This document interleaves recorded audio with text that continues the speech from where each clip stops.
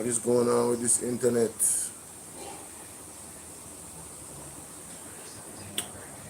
Yo, this thing I will give me trouble, man. I will go to my next phone, you know. I don't have time for this. Will give me trouble like that, now I'll go to my next phone. I ain't got time for this. I really don't have time for this. Wi-Fi not connecting to the device. I wonder why.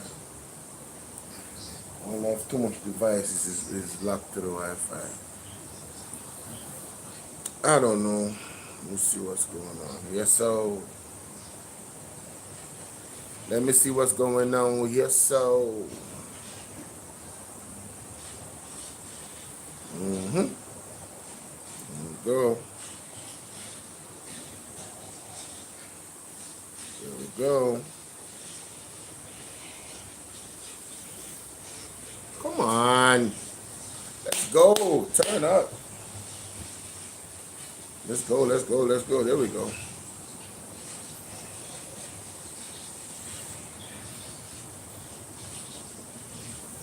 All right, so. What? Are we good now? We straight? Are we live? Something going on with the internet, man. Something going on with the internet, the intellect.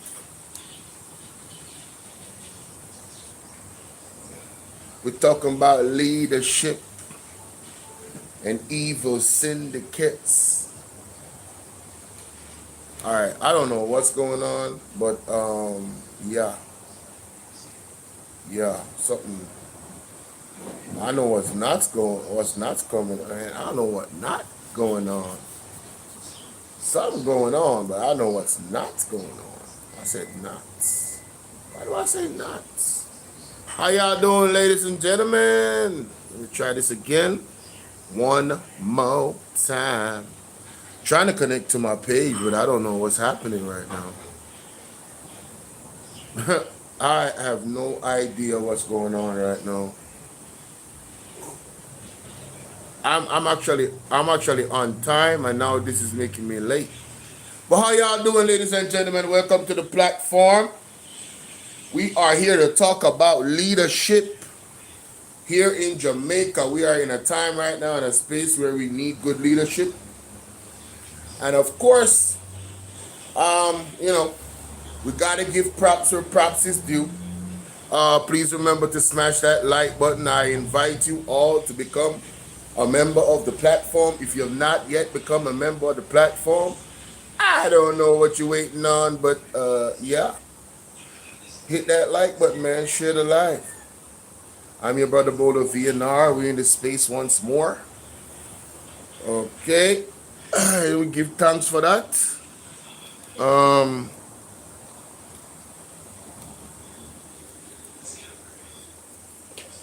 We recognize that Jamaica needs to be cleaned up. It's at a very bad stage right now where... What you doing, Ryan? Good morning, my brother. It's at a very bad stage right now where we're going to need God's intervention, no doubt about it. I mean, God is always intervening on our behalf, regardless of which you know it or not, but, we should always recognize that. I don't know. All right, so I got to glue this back in. That's exactly what I'm going to do. We're not going to allow it to just go like that. I'm going to glue this back in, ladies and gentlemen. Hey, Moses 7 dude. Okay, I guess I have not put this on subscriber only yet, so let me just do that. Yes. Encourage everybody to subscribe to the platform. Yes. Wait a minute. Is something premiering right now? Oh, no. I didn't even remember I was premiering a video on Bolo VNR clips right now. Damn. Anyway, it is what it is. It has already happened. I can't do nothing about it. So, let me just start my live. Let me just start my life.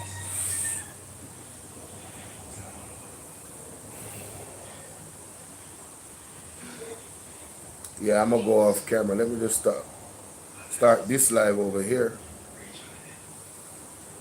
I'm sorry I'm late, Bolo VNR 2.0. I'm sorry I'm late. My phone's be acting up, man. I'm sorry I'm late. I'm sorry. I'm sorry. I'm sorry. I'm sorry. Let me stop. Let me stop. How y'all doing today, man? Where y'all watching from? Where in the world are you? Let's pray for peace to reign in the world. Let's pray for good sense to prevail on all sides. Let's pray that no more lives are lost in this season. Or as, minimal lives are lost as possible in this season. Let's pray some sort of amicable resolution happens. That's where the waterfall come out. Let's pray for What is this? Just saw isn't just about a waterfall. What? When you redirect a river, What the hell is going on? You set off a chain reaction. What kind of chain reaction? What am I listening to? I just connect. My box just connected. Am I listening to mommy's phone? Mommy, I hear phone. I listen to a while ago. It sound like I eat, yes. Like something we listen to on YouTube. Anyway, welcome guys. Welcome, welcome, welcome. Bless you all. Bless you all. Bless you all. Let's get into this, man. Let's get into this, man.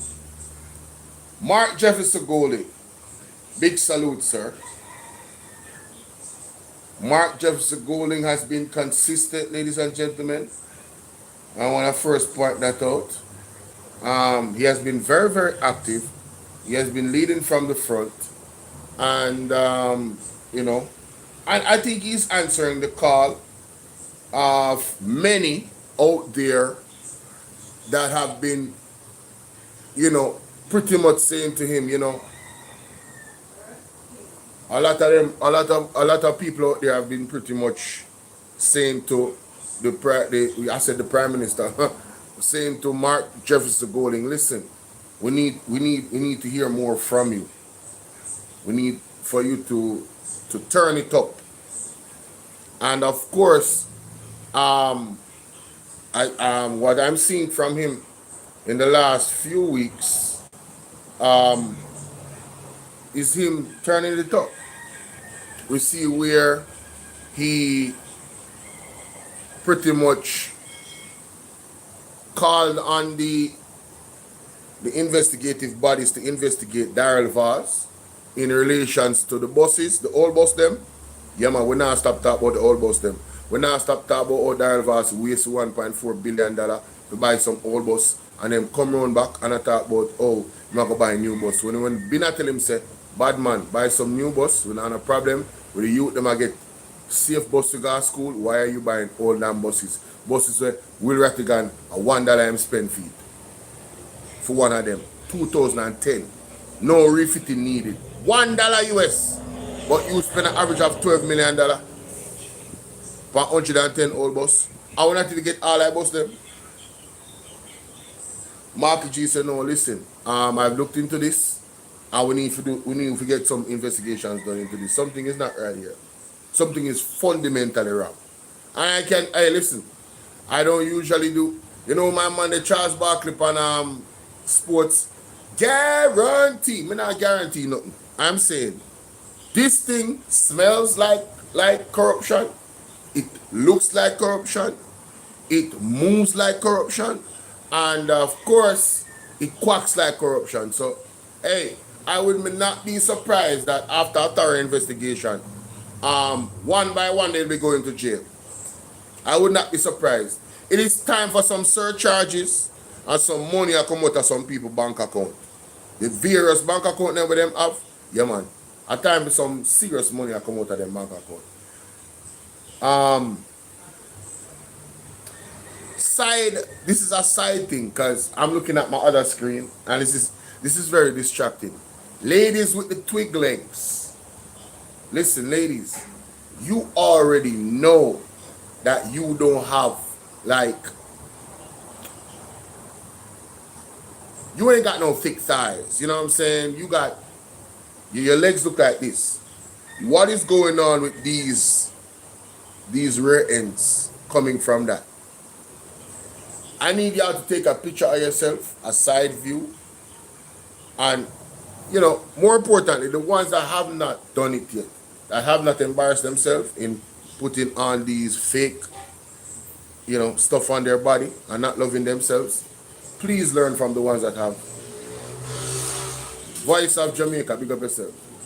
Please learn from the ladies that have embarrassed themselves already. Do not embarrass yourself. Love yourself, ladies. All right? I'm telling you, men are amazing, especially if you find a good one. All right? Men will love you with your flaws. Because what? He focused on the good stuff. Feel me? All you got to do is keep putting out the good stuff. Don't worry about it. Ain't nobody need no woman with no ass from here to Timbuktu, bro. Most men can't handle that. I don't know why y'all be thinking that you need to have a big bump bump. No. Love yourself, ladies. We love you. You feel what I'm saying? Love yourself, man. You don't need no big bump bump, bro. Come on, man. There's a saying in Jamaica that every hole got a stick of bush. There's somebody out there for everybody. Work on your relationship with God and everything else will fall into place. Love yourself. Stop it. Man, I be seeing these ladies, bro, with this is their leg, right? And this is their ass. Yeah, you can't see it because it's like that. Jetline, what's up? But man, if you don't go love yourself somewhere. Anyway, back to this. So shout out to Mr. Mark Golden. He put out a video this morning. That's what sparked this live stream, among some other articles that I'm going to share with you guys. Let's go. Let's get into it. Greetings. Today I want to talk a bit about the structure of the Jamaican state, how it works, how government works. Now, the basic document that governs all of this is called In the Affairs. Greetings. Yes. Today I want to talk a bit about the structure of the Jamaican state, Right. how it works, how government works. Right. Now, the basic document that governs all of this is called the Constitution. It's a document that came into existence in 1962 or thereabouts. And it sets out the structure of our government. And we have what's called a tripartite structure, where you have the legislature, which is Parliament. In our case, Garden House is a physical structure on Duke Street, which has two chambers. The upper house, which is the Senate, which is 21 senators, 13 appointed by the Prime Minister, 8 by the Leader of the Opposition, and that never changes. And then you have the House of Representatives, 63 seats. And of course, the decision as to who occupies those seats is made by the people when they vote in general elections. And the government of the day, by definition, has a majority of the seats in the House. And the opposition, by definition, has the minority in the House. Sometimes that majority is big, as it was in 2020's Parliament. Sometimes it's quite small, as it is now, since the 2025 election. Now, the executive is the second branch I want to discuss, which is the cabinet that heads it, comprised of the ministers appointed by the Prime Minister to sit in the cabinet. The cabinet is the decision maker on policy. And underneath the cabinet sits the entire structure of the civil service, the public bodies, and day-to-day decisions and the management of the affairs of the country sit under that structure, which is the executive structure. The opposition is not part of that structure. We have no say in those decisions and the management of the country by the executive branch. Very important. Let's play that back. Because sometimes we go at the opposition not understanding the limits of the opposition's power. So it's important that we understand that as a country here in Jamaica, our people. So let me play that back. That's important. The cabinet, right here. Cabinet that heads it, comprised of the ministers appointed by the Prime Minister to sit in the cabinet. The cabinet is the decision maker on policy, and underneath the cabinet sits the entire structure of the civil service, the public bodies, and day-to-day decisions and the management of the affairs of the country sit under that structure, which is the executive structure. The opposition is not part of that structure. We have no say in those decisions and the management of the country by the executive branch. Notionally, the head of state, which in our case is still the monarch in England, is the notional head of state, but the cabinet is the entity that decides the policy of the country and how money is spent and so on once it's approved by Parliament in the annual budget. The legislature is the one that passes laws, including the annual budget, which is itself a law called the Appropriation Act. The third branch is the judiciary, which is a court system. In Jamaica, there's several levels to that. There's the lay magistrates at the base of the system, dealing with relatively minor cases. Then there's the parish courts, which are the bulk of the cases in the country are dealt with at the parish court level. Then you have the Supreme Court, which itself has 3 levels. The first instance judges, who typically hear cases on their own. Sometimes they will sit in a group of 3. Then there's the Court of Appeal, which sits above them and hears appeals from their decisions. And then finally, there's the Judicial Committee of the Privy Council, which sits in London, which is something that was established after the abolition of slavery and still remains our highest court. And that's somewhat controversial matter in Jamaica, as you know. So the people are the most important aspect of all of this. Because ultimately, it is the people who decide who sits in the Parliament, in the House of Representatives, and everything flows from that. Because that then determines who is the Prime Minister, because the Prime Minister is the leader of the majority in the Parliament. Who is the leader of the opposition? That's the person who is the leader of the minority in the Parliament. They then appoint the senators. The Prime Minister appoints the ministers who form the cabinet and so on. So the people have a tremendous say in this. And that's why it's so important for people to show an interest and educate themselves about public affairs and what's happening in the country, because you can advocate for change. You can put pressure on your member of parliament or on other organizations that have influence. If you see something not being done that you think ought to be done, or something that's happening that you think should change or stop. So your power is real, and although it's only exercised in the form of a vote, typically once every 4 or 5 years, and that's a very important moment, of course, because that forms everything for the next period of 4 or 5 years after that election. But in between, you can also influence what happens in Parliament, because the elected representatives are mindful of what their citizens are saying, because ultimately they're accountable to their citizens the next time the country goes to the polls. So don't underestimate the power of your voice and of your advocacy and of your interest in the affairs of the country. Pressure is real in a democracy, and any government and any opposition has to be mindful and adjust its positions based on the mood and feeling of the people that we represent. So I hope you found this little discussion useful. And of course, it's just a summary, Just a summary. but I think it's important that people understand the basic structure of how our system works. One love. All right. So quickly, just listening to that, right? I appreciate what Mr. Mark Golden did in this video. Because what I heard from that is, you, the people of Jamaica, need to understand the power that you hold. It's not just your vote. It's not just your vote, ladies and gentlemen. It's not just that one time you vote.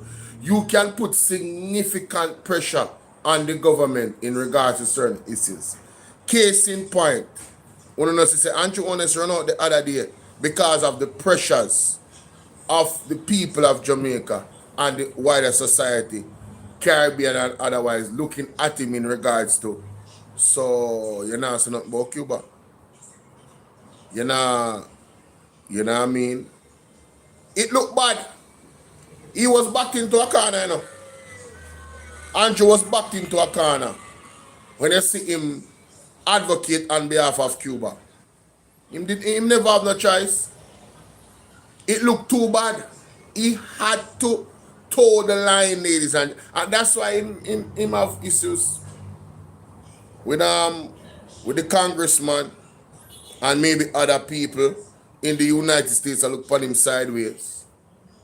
Because he was not consistent when it comes on to that particular argument. Because remember him saying where the Cuban doctor them and our medical apparatus here in Jamaica is severely weakened after that and was already in crisis. So it was further crisis, you understand? So I appreciate Mr. Golden coming out and saying to we the people that, yo, listen, you guys have a lot of power, you know. Utilize your power. Get educated about what is actually happening in a country. Don't just jump up when election time come and talk about show labor right and comrade and them something. And you're not really in tune to what is actually going on day to day, week to week, month to month, year to year, that is affecting the society. Right? New taxes coming out. Educate yourself. Right? If you don't have the knowledge about something, there's certain options you have, you know. One, seek the people that have the knowledge, that have the experience, listen to what they're saying, research based off what they're saying, and educate yourself about what they said to you. Don't just take them word for it. Go look it up. Go dig. Show some interest, ladies and gentlemen, in your own country's progress or situation, because you might need some improvement because there's a lack of progress. You understand? Andrew Honest was screaming at the top of his lung about this when he was in opposition. You should raise your voice in concert against the government. Well, Mr. Mark Golden is saying, understand the structure of government, understand the power that the opposition have. Because a lot of the things that I hear people saying the opposition should do, it's really outside of their power to do. You understand what I say? If people are unreasonable, some of the people are unreasonable. You guys are looking for a savior, but you don't want to actively go out there to contribute to saving yourself. You want everybody else to sacrifice all of these things, but you don't want to go and make your voices be heard. At least, you don't even do a TikTok video, bro. TikTok is the easiest thing for go up and go. Listen, you know, I have looked into this and that, right? And honestly, I believe that this is the direction that the government should go, because we as a people, my experience is book the book. Those things can be used as leverage, you know, as a poll, you know, to see where the people are, you know. And if you want to be more organized, you understand, You have a Andre Stevens, you have a Marvin Edgar, right? Mama Stan, we organize peaceful protests in key issues that them advocate on behalf. And all Jamaicans are entitled to that right to raise their voices in concert. You feel me, I deal with? All of us have that right. So, Mark Golding came out here. I'm going to play it again because this is Civics 101. And I have to say big shout out to Mr. Willie Rattigan and his platform. They have been pushing civics. You understand? They have been pushing it hard. He has been educating us about many different things in regards to how things actually work in our government. And it's important. And we need younger people to participate, right? Because this is why a kleptocratic government like dunce people, you know. They like uneducated people, right? You're not going to see them push this. What Mark Golding does, you're not going to see it. I'm telling you. You're not going to see that. The for them thing is, shower labor just have faith in us. And everything we say, yay! I want to see how PMP, although not the government, I want to see how much pressure PMP supporters put the PMP leadership under, and they don't have control over the government. They are not the government. And the PMP people them want Mark Golding to operate as the Prime Minister while in opposition. But let's try to show you a pressure where them put them under. It's very unfair, but it is what it is. I'm just, this is a difference. The JLP supporter them don't hold the government accountable, while the PMP supporter them hold the opposition over excessive accountability. Standards are different, ladies and gentlemen. Greetings. Today I want to talk a bit about the structure of the Jamaican state. Yes. How it works, how government works. Now, the basic document that governs all of this is called the Constitution. Right. It's a document that came into existence in 1962 or thereabouts. And it sets out the structure of our government. And we have what's called a tripartite structure, where you have the legislature, which is Parliament. In our case, Garden House is a physical structure on Duke Street, which has two chambers. The upper house, which is the Senate, which is 21 senators, 13 appointed by the Prime Minister, 8 by the leader of the opposition, and that never changes. And then you have the House of Representatives, 63 seats. And of course, the decision as to who occupies those seats is made by the people when they vote in general elections. And the government of the day, by definition, has a majority of the seats in the House. And the opposition, by definition, has the minority in the House. Sometimes that majority is big, as it was in 2020's Parliament. Sometimes it's quite small, as it is now, since the 2025 election. Now, the executive is the second branch I want to discuss, which is the cabinet that heads it, comprised of the ministers appointed by the Prime Minister to sit in the cabinet. The cabinet is the decision maker on policy. And underneath the cabinet sits the entire structure of the civil service, the public bodies, and day-to-day decisions and the management of the affairs of the country sit under that structure, which is the executive structure. The opposition is not part of that structure. We have no say in those decisions and the management of the country by the executive branch. Nope. So even when Mark Golding and the People's National Party are in the Parliament and they're debating on policies and stuff like that, at the end of the day, they are not the decision makers. They only can advocate on behalf strongly for the people of Jamaica in regards to a lot of things that they see is like, wait a minute, why are you guys doing this? It's better if you did this. And you see them go back and forth in these debates. Because it's important. It's actually important for them to do that. But that's what they're there for. Outside of that, though, when it comes on to the affairs that were happening in Parliament, you and me have to keep an eye on it. Because sometimes we have to raise our voice in concert and say, no, no, no, no, no, no. Listen, that's what Marvin Egger is talking about right now. You know?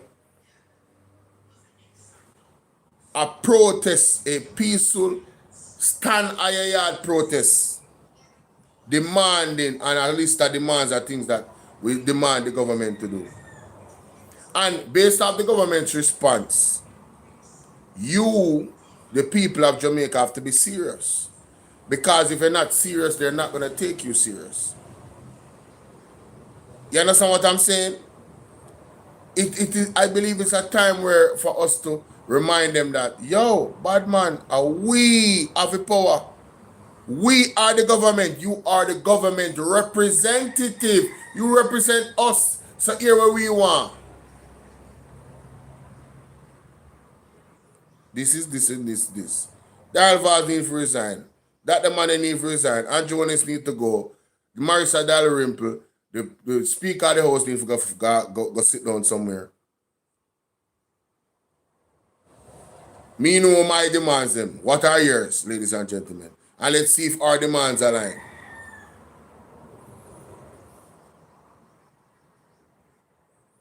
And so we have to do it. You have to get serious. You have to get involved. When you can't just stand on the sideline and they talk about, yo, the two government, them the days are done, bro. Them the days are done. Me see all you I see I keep town hall meeting. What are you talking about? If you're not serious, you get involved. The UIC is still active. So if you not truly not like the two government, now I talk about the 50% of people that will never vote. Only me I talk to. If you not truly don't rate the two government them, the two party them, PNP and JLP, bad man will not have a third option, will not also have independent candidates. You don't have no excuse to get involved in the political process. That is so important to affects our day-to-day life, literally. There's no excuses. Period. Get up and get involved. Young people, get up and get involved. It is too important. September 3rd showed us we were this close to having first in the family getting scholarship. We were this close in having housing trust do what it's supposed to do and not have the government take away the $11.4 billion put in our budget. We were that close to having 50,000 affordable house. We were that close to getting $500,000 grants for persons between the ages of 18 and 40.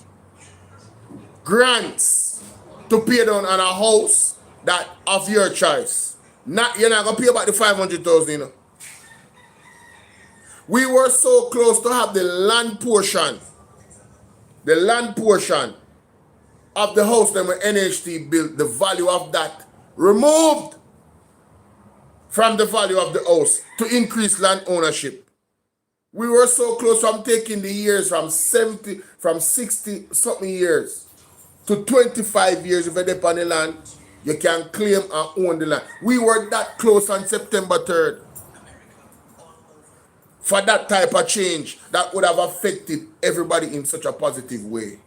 Not just comrades, everybody. And because of a lack of education, here we are stuck with this wicked government. It is imperative, ladies and gentlemen, that you educate yourself.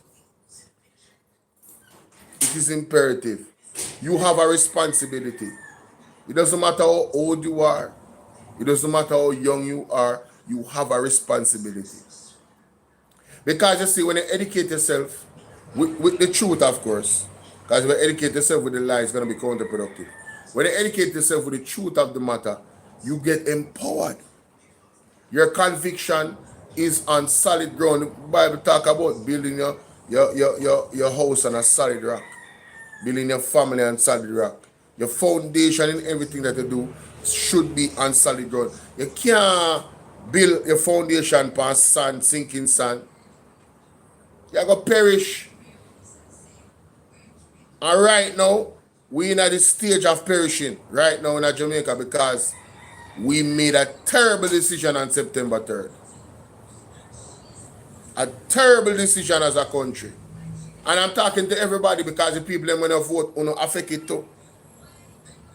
People that must stand in the yard and decide say they're not going to vote. You guys affected it as well. You're eligible to vote, but you didn't vote. Some of you got paid to sit down and not vote. A crying shame. Embarrassing situation. But these are the realities. You guys know what I'm talking about because you don't know. You don't see it happen. People get paid to vote against the other party and then vote against the other party. Some people get paid for turn on the yard and vote because they know so they're not going to vote for JLP. And they turn on the yard and they don't vote. How's that working out for you guys? What you have to do now is forgive yourself. And you have to go repent.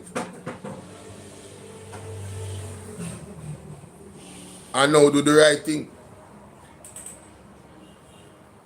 Can't sell out your morals and your ethics, bro. You understand? Can't sell out. You can't sell out them. You can't sell out the kids them future for 15 grand or 20 grand. Sell out 5 years of your life for that. Just think about it. 5 years of your life, you took $25,000, $20,000, $15,000, $10,000. If you give up 5 years of your life, we have to come out of that the culture there. Jamaica cannot progress with that type of nonsense. There's no way. There's no way.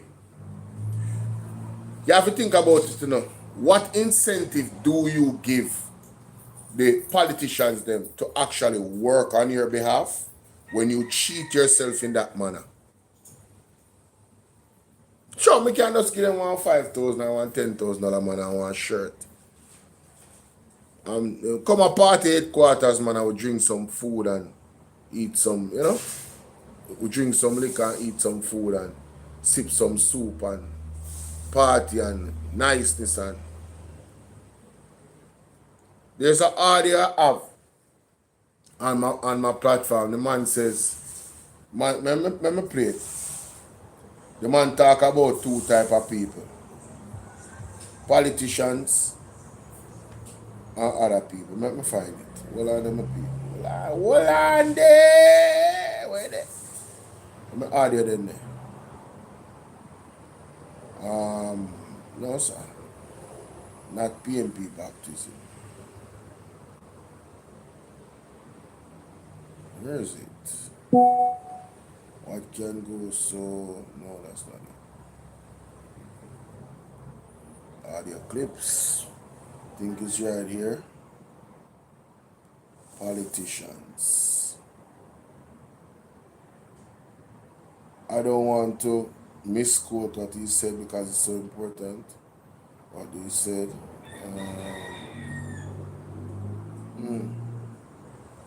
Let's open this. Let me just open this.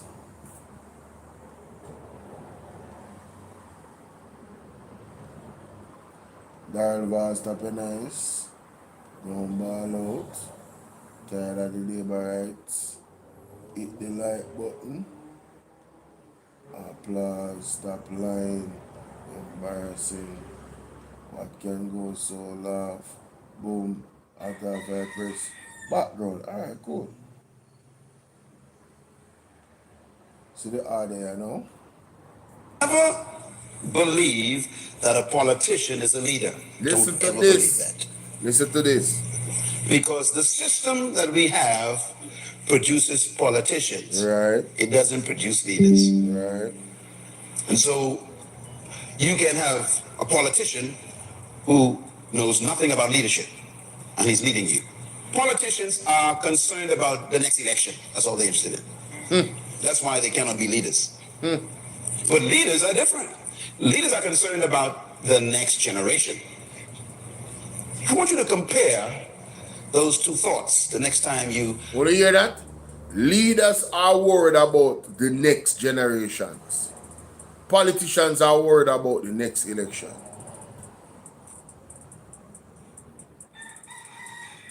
One wants to maintain power while the other wants to give power to the people.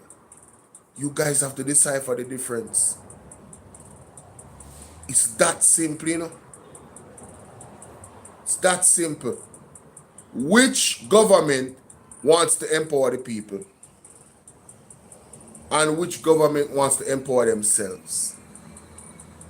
What did Diaspora say? Give me 5 more years so my grandpitney and my pitney can live in Jamaica like how I live in Jamaica. Who remember that? You remember that? Hey, let me tell you something, man. These people telling themselves here, I don't need to start. I don't need to start I don't need to start believe them when them tell upon themselves. Don't make no excuse for them. Listen careful to what they're saying, Jamaica. Even the devil tell the truth sometimes. You never know. Have a politician come to your house wanting to vie for your vote. Just ask him, what is your vision for my children?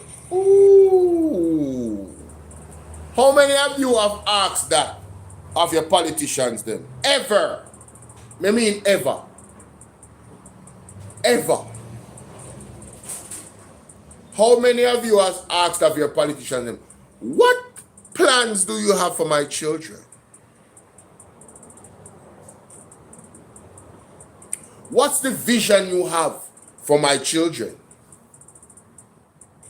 Or are you a selfish individual that's just thinking about yourself and the moment? You know, so right now, more this.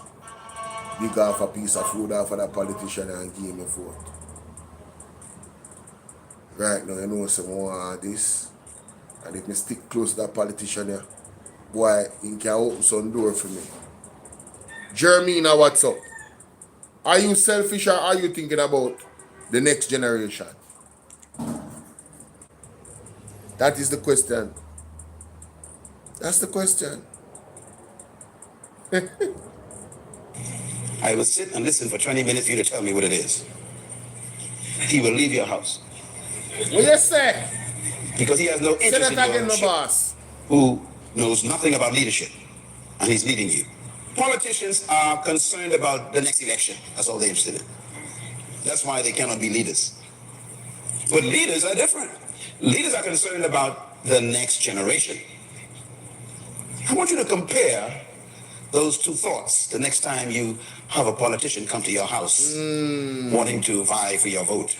Just ask him, what is your vision for my children? I will sit and listen for 20 minutes for you to tell me what it is. He will leave your house. So, if a politician, that's a very good question to ask a politician, you know.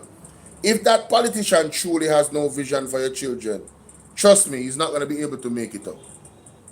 You're going to be able to hear and see through whatever it is he's saying. If he truly has a vision for your children, you're going to know it based off what he's saying. You know who I know have a vision for our children, which is not my member of parliament? Isaac Buchanan.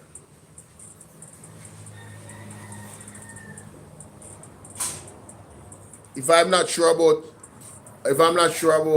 anything, I'm sure about. I'm not say what the other one them have vision for the children. But you see, Isaac Buchanan,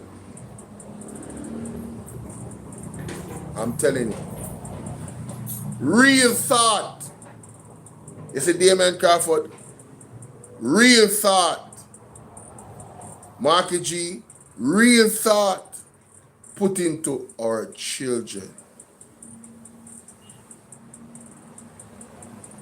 I don't want to start naming names, but yo, it's socialist them, I saw them meds. Because education is the first thing. And when they talk about education, they're focusing on kids mostly. Because they're more receptive. And you still want the elder them to keep in study. But some of the time they're stubborn, so you focus more upon the kids then. You understand what I say? Yeah. Because them easier for more. Jeremy, not true? Because he has no interest in your children's children. His concern is to stay in power. That is it. To keep the position. Yes. To win the next election. Yes. This is why they cannot lead. When you are going to have a conversation with a politician, you should actually try this as a test. You, by the way, as a citizen of a community, you have a right to be seen by the mayor. I hope you know that. If you voted for a mayor, the mayor works for you. Therefore, you have a right to see him. You can make an appointment to see any public officer you voted for. Did you know that? That's your legal right. If he don't want to see you, you can take him to court. That's democracy. So I want you to make an appointment to go and see your mayor or go and see your governor and just sit and say, I want 30 minutes with you, sir. And ask him about that list right there. And sir, what is your purpose for being in leadership in this city? What is your purpose? The first question will make him very nervous. Second question, what is your passion? What is your purpose for being in leadership? Again, another question that's it's going to be hard for most of them to lie about. If you have any intuitive insight, you're going to see through the facade if they're lying to you. But those are very good questions to ask politicians. What is your purpose of becoming a politician?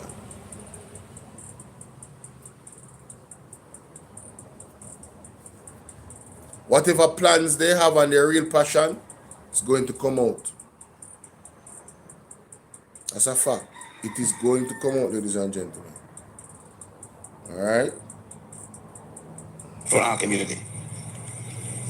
He'll be wondering what you're talking about. What are you talking about? I just want to build roads and bridges and provide jobs. No. What is your passion? And this is why we need to question the leaders we have. And so I have a little thought here. I call it politics versus leadership. Let's talk about it for a second. Number one, politicians focus on programs, not vision. Number two, politicians' priority is securing the next election, not securing the next generation. Their focus is different. Number three, politicians are preoccupied with promises, not purpose. You hear that? What we need is statesmen. Politicians are preoccupied with promises. Dang. And that's tough, bro. That's tough. The first question will make him very nervous. Second question, what is your passion for our community? He'll be wondering what you're talking about. What are you talking about? I just want to build roads and bridges and provide jobs. No. What is your passion? And this is why we need to question the leaders we have.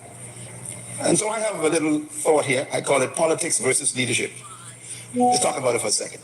Number one, politicians focus on programs, not vision. Programs, not vision. Number two, politicians' priority is securing the next election, not securing the next generation. Their focus. Uno see JLP a campaign for the next election already. Local government and others. Every day them campaign, but them, September 3rd gone already. Come like them, they remember that. Every day them campaign. Every station them go up and every time them talk, them campaigning. Every single time. Don't let them fool you. They're not busy about the next generation. They're not busy about securing the next generation and having vision. They're not busy about that. Busy about what? focus is different. Number three, politicians are preoccupied with promises, not purpose. What we need is statesmen.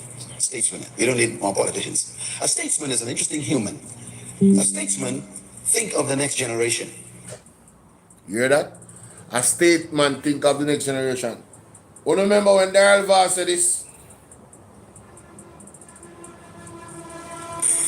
My support as a parliamentarian, as a Jamaican, as a father, as a grandfather, I want to see Jamaica get 5 more years so that I know that my children and my grandchildren can live in this country and enjoy the country as I did. God bless you. Shower, shower, shower. My support as a parliamentarian, as a Jamaican, as a father, as a grandfather, I want to see Jamaica get 5 more years so that I know that my children and my grandchildren can live in this country and enjoy the country as I did. God bless you. Shower, shower, shower. So, according to Daryl Voss, he want Jamaica get 5 more years JLP, so Fiend Pitney them can live in a country like how him did. Not your Pitney, no. Fiend Pitney. Not my word. Fiend word Jamaica. Him says so and me says so. Him is a politician, he's not a statesman.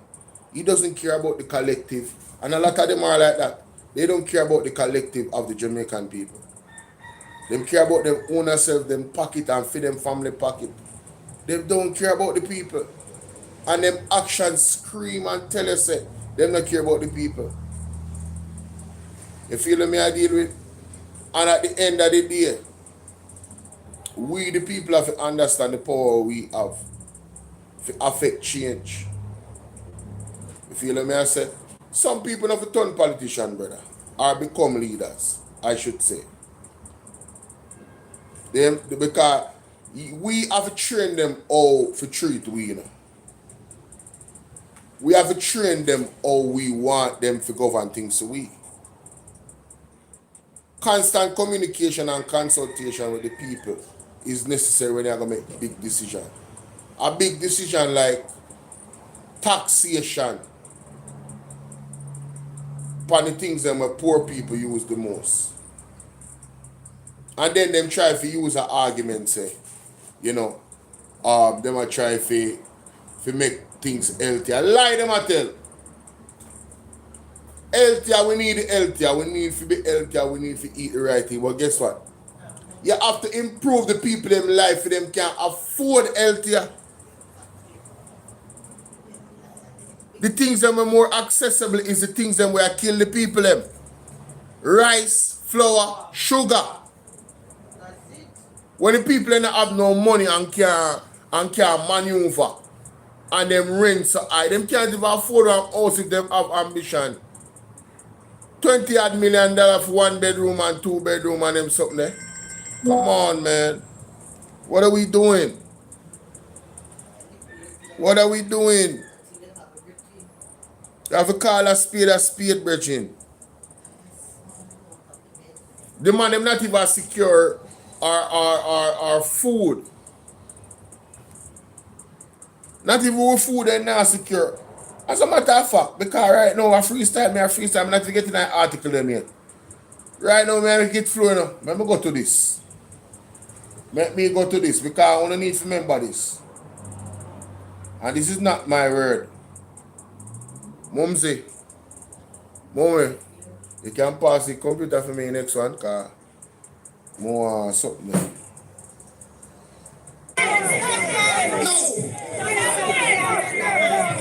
And it's in charge. Listen to this.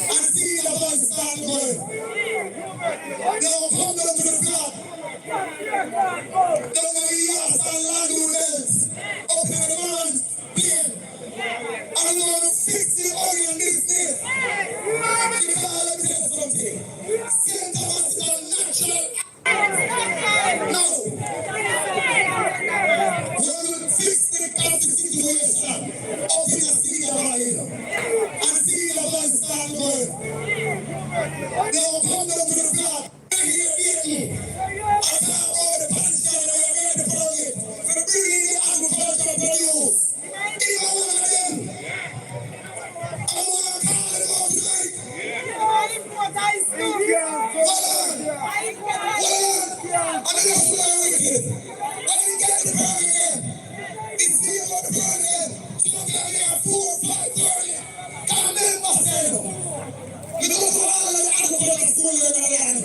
So the first of all, because you work in the water, you must learn to heal and come out of the you want them to listen now. It's still about the water Birmingham. It's when you look at how you're going, it's when you have 4 countries at one time.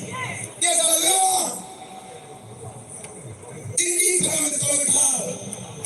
It's called supply and demand. We're not going to go to the classroom tonight. But if you feel the market and do it at love, price going to go down. And that's exactly what you do. Go and do it. Because we are the largest coursework facility in Jamaica. Who have the largest cold storage facility in Jamaica? Member of Parliament for St. Thomas at him talk about. Do you remember that? According to Mr. William, the man said, this man is manipulating the onion market. And the farmer them, I get liquor for nothing because them I buy up his stuff them from him. How can we allow a politician to be in government and do that to the people of Jamaica? How can we allow that? In Jamaica, Celine, what's up? East Portland in our building, Verna Wagwan. Just as the messenger. Right? How can we allow that? Matthew, how you doing? Dorothy, what's up? How can we allow that? Mankind are going to be mankind, you know. Mankind are going to be wicked, you know. But when the wicked is in leadership, God don't give we blueprint already if you remove them, you know. Not true. So how we are wait pan? Let me just take off this off of this, my people. Yeah, man, I'm going to change over the computer. You see me? I have the same article over here, so I'm more have to share.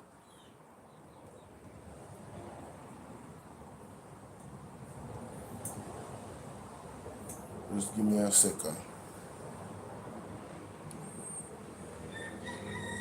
Switcheroo. Switcheroo.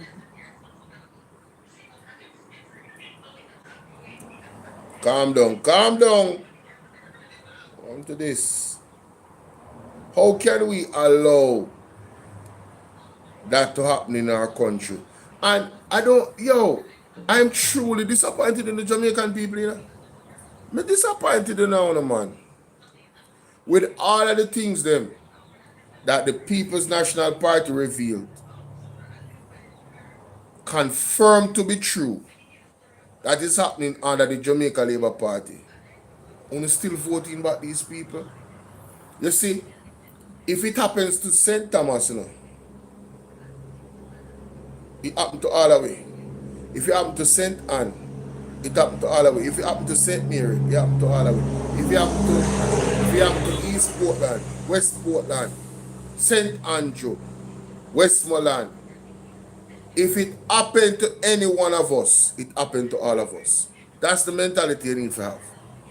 So if you have a government that allows,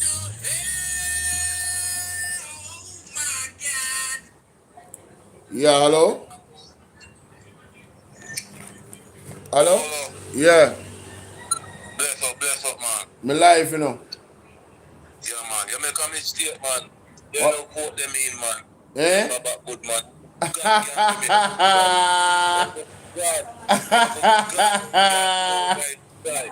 I'm going to tell me the TV, man, and TV, man. I don't know,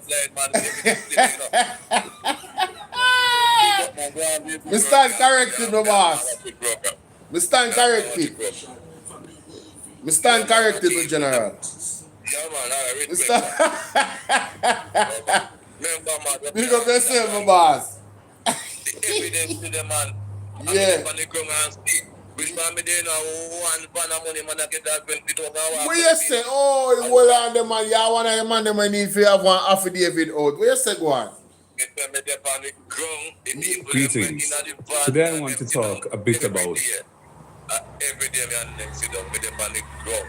So, One van with the money, man. so the man, them have a van load of money and just a give out to people to vote for them. Yeah, man, I share money. They're not hide, they're not hide. Mighty God. Bless up, yeah, man. Go and do good work, yeah, Respect man. me, General. Manners and respect. Wow. People need hear that? Not my word. Man say when there's a van load of money. It's a van load of money. The man them have and give out money to people for vote in an election time. You know. Hey. Mighty God. structure of the Jamaican state, how it works, how government works. Now, the basic document that governs all of this is called the Constitution. It's a document that came into existence in 1962 or thereabouts. And it sets out the structure of our government. And we have what's called a tripartite structure, where you have the legislature, which is Parliament. In our case, Garden House is a physical structure on Duke Street, which has two chambers. The upper house, which is the Senate, which is 21 senators, 13 appointed by the Prime Minister, 8 by the Leader of the Opposition, and that never changes. And then you have the House of Representatives, 63 seats. And of course, the decision as to who occupies those seats is made by the people when they vote in general elections. And the government of the day, by definition, has a majority of the seats in the House. And the opposition, by definition, has the minority in the House. Sometimes that majority is big, as it was in 2020's Parliament. Sometimes it's quite small, as it is now, since the 2025 election. Now, the executive is the second branch I want to discuss, which is the cabinet that heads it, comprised of the ministers appointed by the Prime Minister to sit in the cabinet. The cabinet is the decision maker on policy, and underneath the cabinet sits the entire structure of the civil service, the public bodies, and day-to-day decisions and the management of the affairs of the country sit under that structure, which is the executive structure. The opposition is not part of that structure. We have no say in those decisions and the management of the country by the executive branch. Notionally, the head of state, which in our case is still the monarch in England, is the notional head of state, but the cabinet is the entity that decides the policy of the country and how money is spent and so on once it's approved by Parliament in the annual budget. The legislature is the one that passes laws, including the annual budget, which is itself a law called the Appropriation Act. The third branch is the judiciary, which is a court system. In Jamaica, there's several levels to that. There's the legal magistrates at the base of the system, dealing with relatively minor cases. Then there's the parish courts, which are the bulk of the cases in the country are dealt with at the parish court level. Then you have the Supreme Court, which itself has 3 levels. The first instance judges, who typically hear cases on their own. Sometimes they will sit in a group of 3. Then there's the Court of Appeal, which sits above them and hears appeals from their decisions. And then finally, there's the Judicial Committee of the Privy Council, which sits in London, which is something that was established after the abolition of slavery and still remains our highest court. And that's a somewhat controversial matter in Jamaica, as you know. Mm-hmm. So the people are the most important aspect of all of this, because ultimately it is the people who decide who sits in the Parliament, in the House of Representatives, and everything flows from that. Because that then determines who is the Prime Minister, because the Prime Minister is the leader of the majority in the Parliament. Who's the leader of the opposition? That's the person who is the leader of the minority in the Parliament. They then appoint the senators. The Prime Minister appoints the ministers who form the cabinet and so on. So the people have a tremendous say in this. And that's why it's so important for people to show an interest and educate themselves about public affairs and what's happening in the country, because you can advocate for change. You can put pressure on your member of parliament or on other organizations that have influence if you see something not being done that you think ought to be done, or something that's happening that you think should change or stop. So your power is real, and although it's only exercised in the form of a vote, typically once every 4 or 5 years, and that's a very important moment, of course, because that forms everything for the next period of 4 or 5 years after that election. But in between, you can also influence what happens in Parliament, because the elected representatives are mindful of what their citizens are saying, because ultimately they're accountable to their citizens the next time the country goes to the polls. So you don't underestimate the power of your voice and of your advocacy and of your interest in the affairs of the country. Pressure is real in a democracy, and any government and any opposition has to be mindful and adjust its positions based on the mood and feeling of the people that we represent. So I hope you found this little discussion useful, and of course it's just a summary, but I think it's important that people understand the basic structure of how our system works. One love. The pressure is real in a democracy. The pressure is real in a democracy. You, we, me and you, the people of Jamaica, are the ones that ultimately have the rod of correction for all the government accountable. Ladies and gentlemen, start take out on the rod now, man. Pause. Start take out on the rod. This a government that will only forget corrected about. So I don't know who now wait for. Anyway, moving on. Big up Mark Golding. The PMP-YO stands firm in solidarity with Cuba, defends Jamaica's sovereignty. Alright? And this is no surprise because, of course, the People's National Party has always stood firm with Cuba. People's National Party Youth Organization, PMPYO, says it stands in full solidarity with the people of Cuba and welcomes the call for humanitarian assistance at this critical time. As the Cuban people face severe economic and social challenges, the provision of humanitarian aid is not a political act, it is a moral one. Jamaica has always upheld the principles of regional cooperation, human dignity, and mutual respect among nations.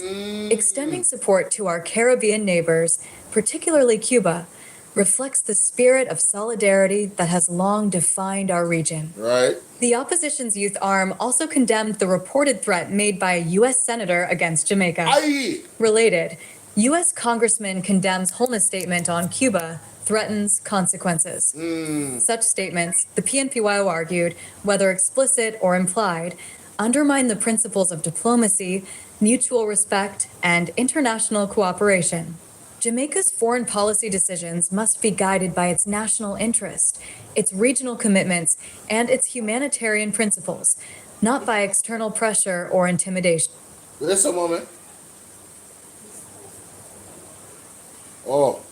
So even the PMP-YO has come out condemning the U.S. congressman in defense of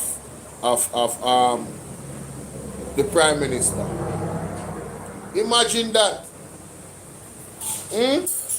Do you guys think that you will ever see the JLP youth arm come in defense of Mark Golding? That will never happen. It shows you the difference in leadership, ladies and gentlemen. Chuck's Beauty 78, big up. Georgia, how you doing? It shows you the difference in what? Leadership.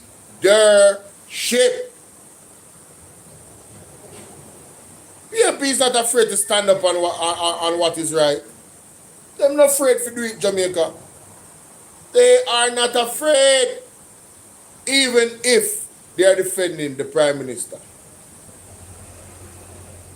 Because it is what it is. The truth is just the truth, and it shall set you free. You understand? But saying that and saying all of that, I believe that Andrew Jones was backed in a corner where that speech is concerned.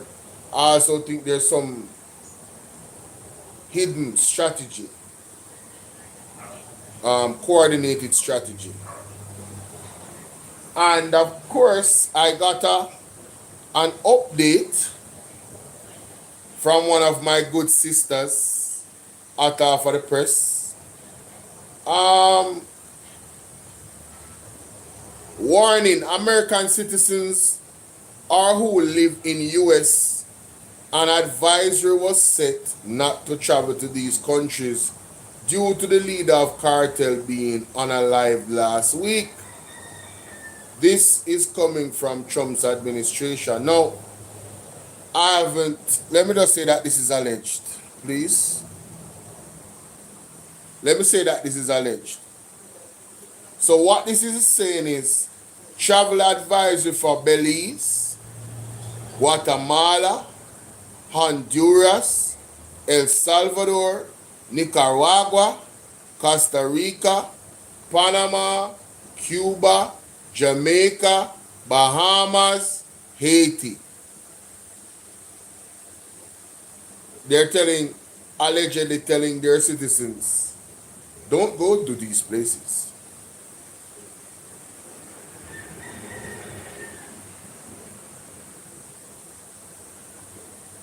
Now, I have to go back to Cliff Hughes talking about, Trump will just take away your visa.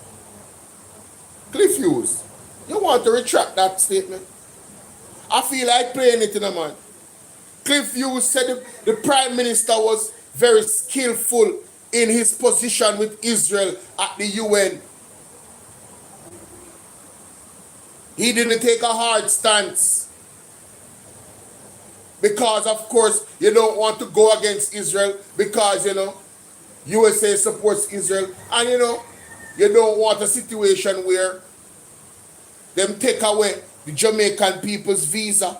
And that would mean that, of course, you would jeopardize keeping power.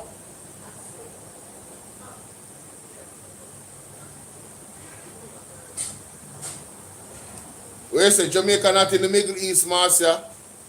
Do you remember that after the Caribbean meeting, only 2 countries was invited to sit with the US? Jamaica was not included. If this is true, it doesn't surprise me. It doesn't surprise me. It doesn't. Andrew Honest is not the one. He's compromised. That's what I'm saying today now, a rock and a hard place.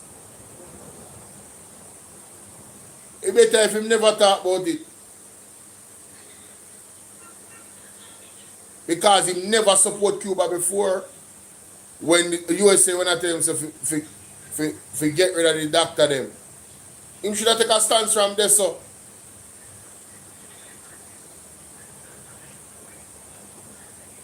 Good morning, Daniel. Grace and peace be multiplied. Same to you and same to everybody on the platform. Yes. Remember say him never did stand up for the Cuban them and stand up for the Jamaican people them at that point. We needed those doctors. We needed their service. But telling you, every leader is supposed to do what? Do what is best and in the best interest of who? His people. Sassy D, what's up, love? Andrew never did that. If Andrew did do that, we could have respect it. He never do it. What was in the best interest of our people was to keep the Cuban doctors here.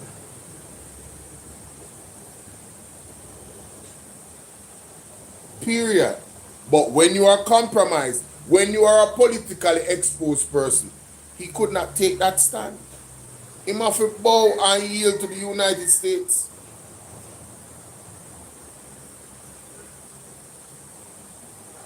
Him never stand up for Venezuela.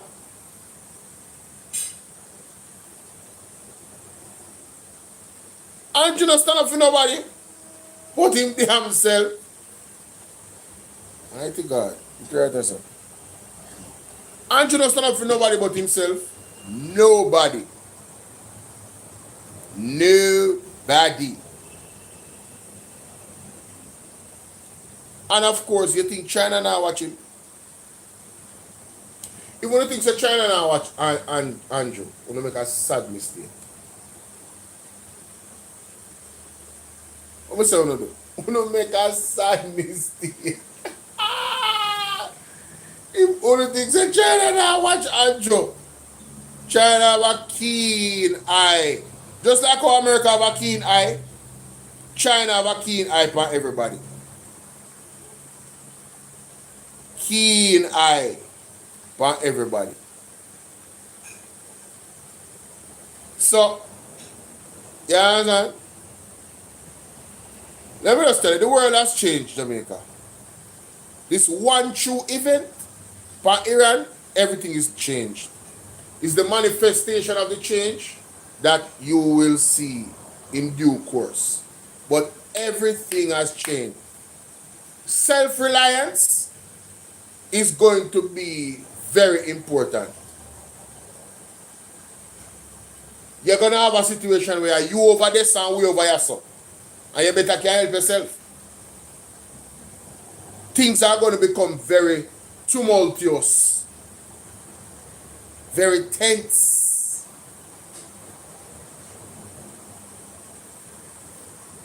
You have power structure that is going to change. USA prophetically is going to lose their power over the entire world.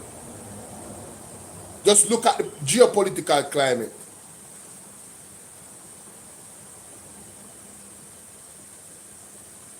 England is now, UK having talks with China. Well, they had talks already. Everybody is aligning themselves for their best interests. Nobody wants to be bullied. People might take up their sword to defend themselves if necessary.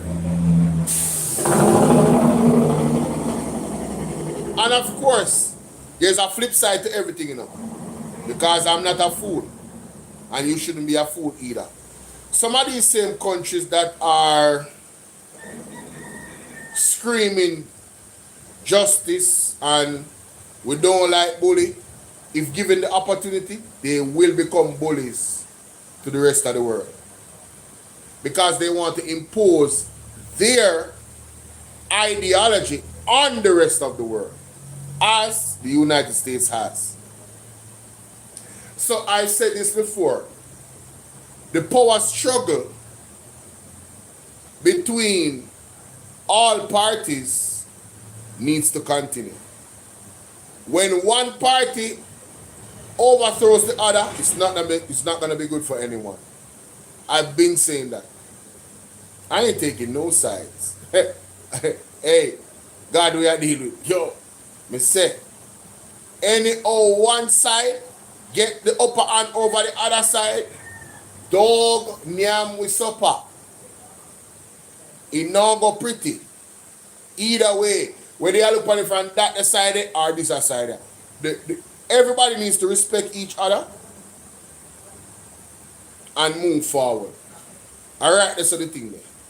Everybody needs to respect each other and move forward. Where is this clip? Where is this clip with what's his face? Ah, here it is. Good while now. Waking out. He's going to do a lot of damage, as he has been doing. A lot of damage. But Holness and Johnson Smith have to take care of Jamaica's best interest. What do you know what I'm saying? Holness and Kamina Johnson Smith have to take care of Jamaica's best interest. What was Cliffy was talking about? The UN meeting. That's what he was talking about.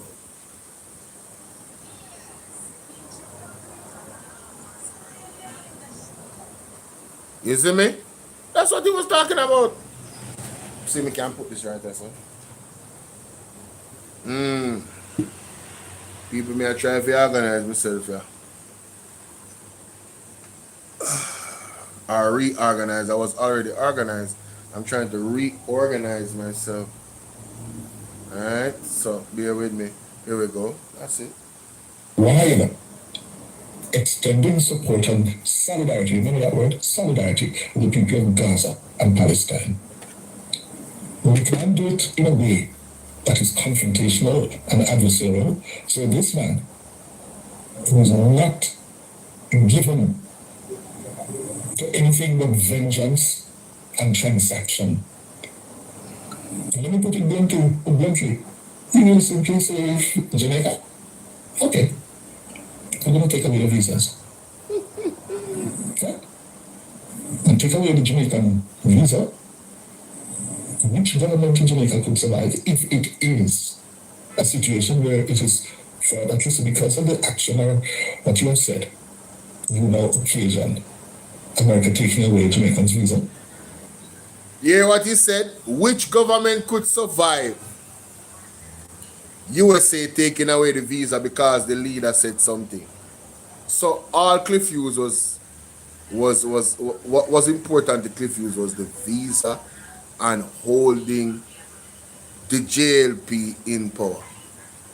That was his main focus. Listen, this was when did I post this? The 6th of October 2025. Yeah, the 6th of October 2025. Jamaicans with me and you. And there's a few things that we covet more than our precious American visa. Yeah, and he is quite prepared to use that. That is my take on it. I am momentarily rendered speechless. And as I gather my thoughts, let me tell you why. Mighty God. I was momentarily rendered speechless. This man equating being cautious so as to one, keep political power, because if they stood up and did the right thing, which is walk out when Netanyahu was speaking, which is vote for peace when the vote was happening. Yes. At the UN. Yes. With the 193 countries. Yes. It could jeopardize Jamaicans' visa. Yes. So, in essence, Jamaican having a visa to go to the United States, in his purview, and JLP maintaining power as a political party is more important than taking a stance against what is wrong. Yeah, pretty much. Waiting out.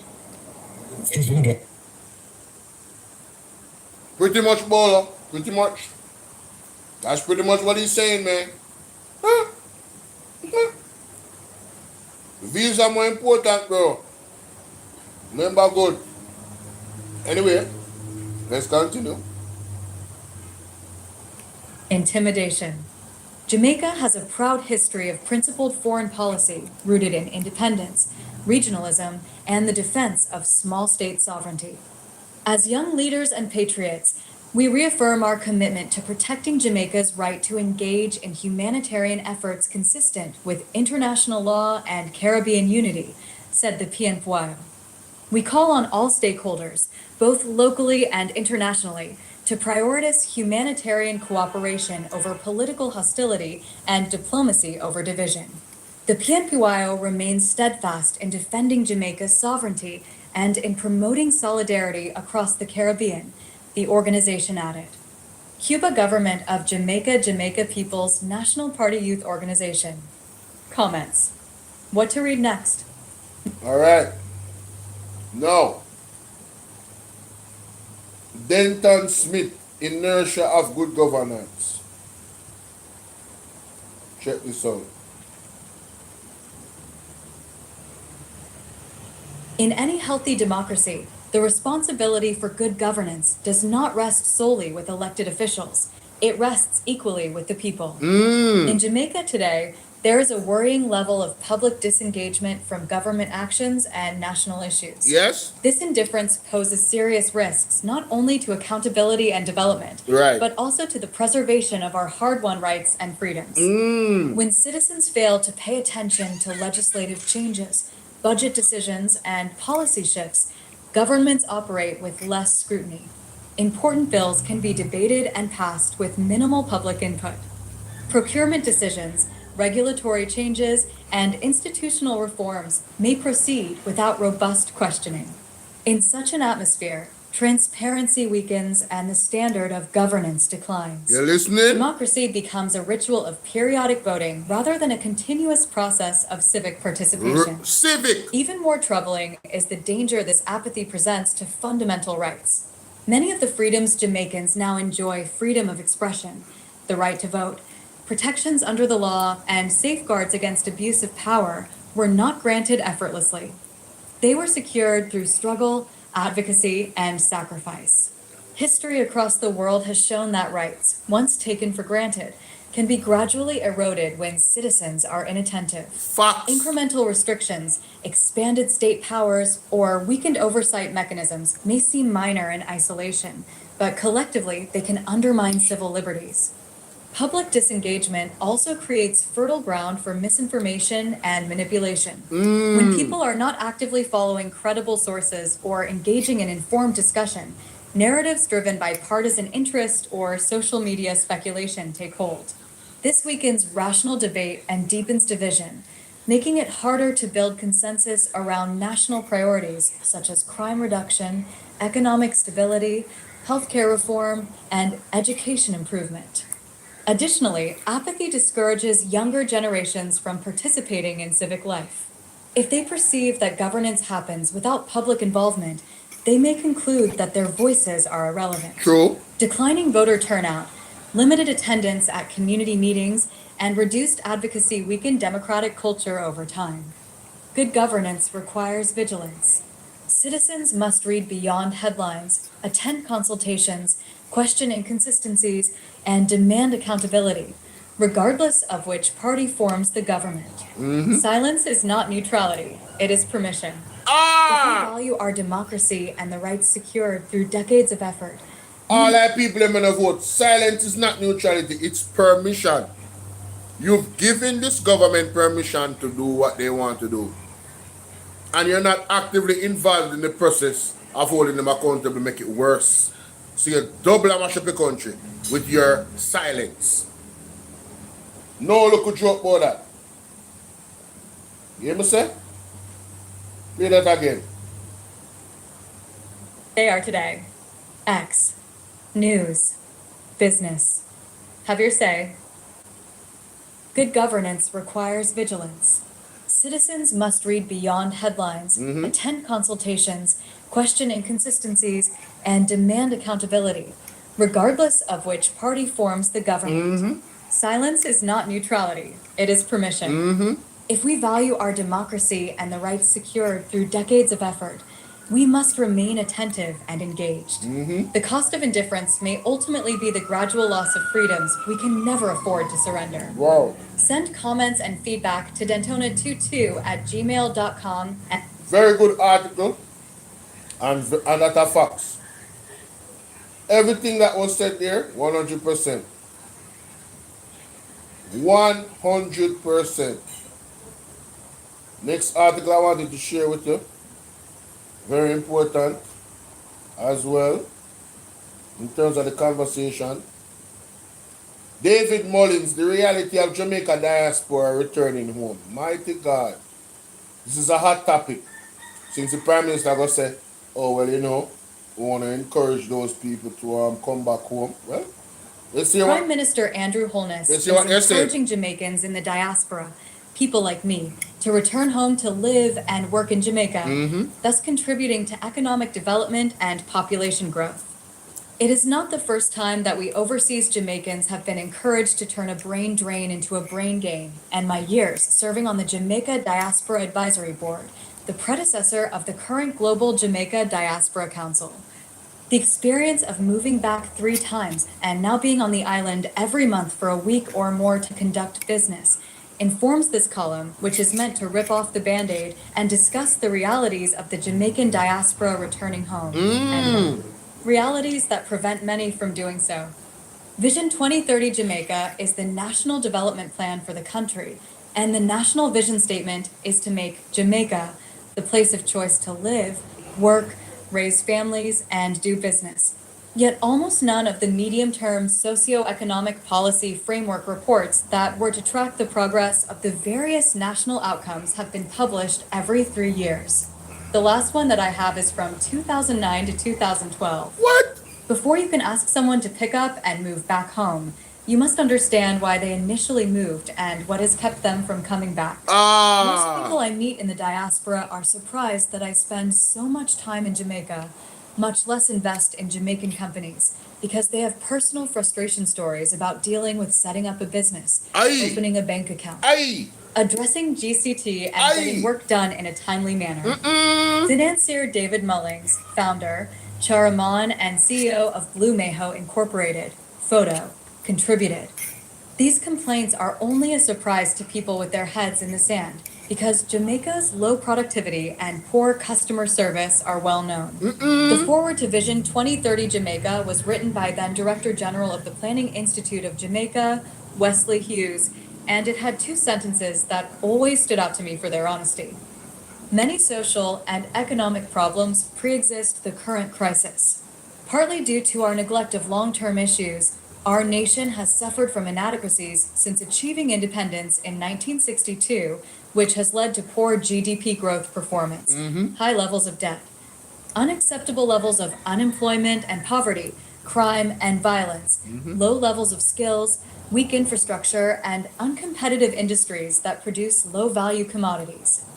Important issues that emerged during the consultation phase were 4: greater access and opportunities, efficient delivery of health, education, justice, and security services, a more inclusive society which fosters a greater sense of hope, particularly the young, greater development of rural areas, protection of the environment, and a strong desire to preserve the positive transformational aspects of our culture and heritage.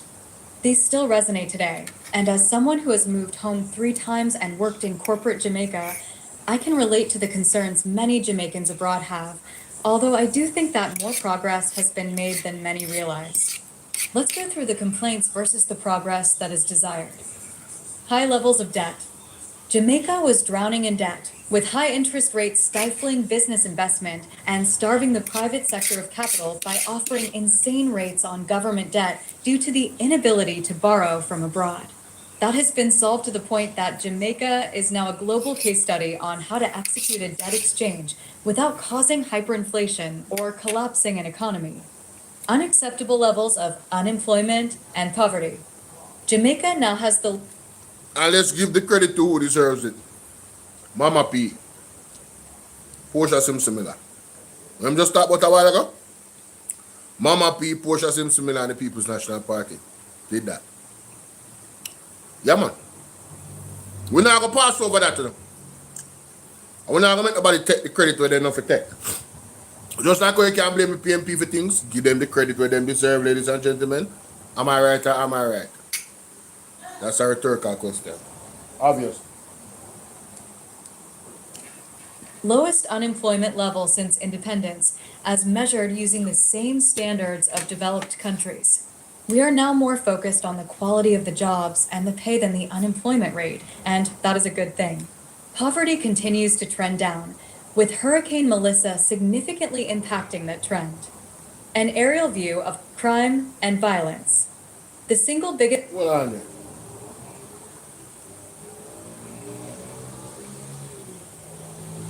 Lowest unemployment level since independence, bro. You need to fix that. You can't compare previous unemployment to now. You know why? Because the context matters. The mode or the formula used to calculate unemployment has changed.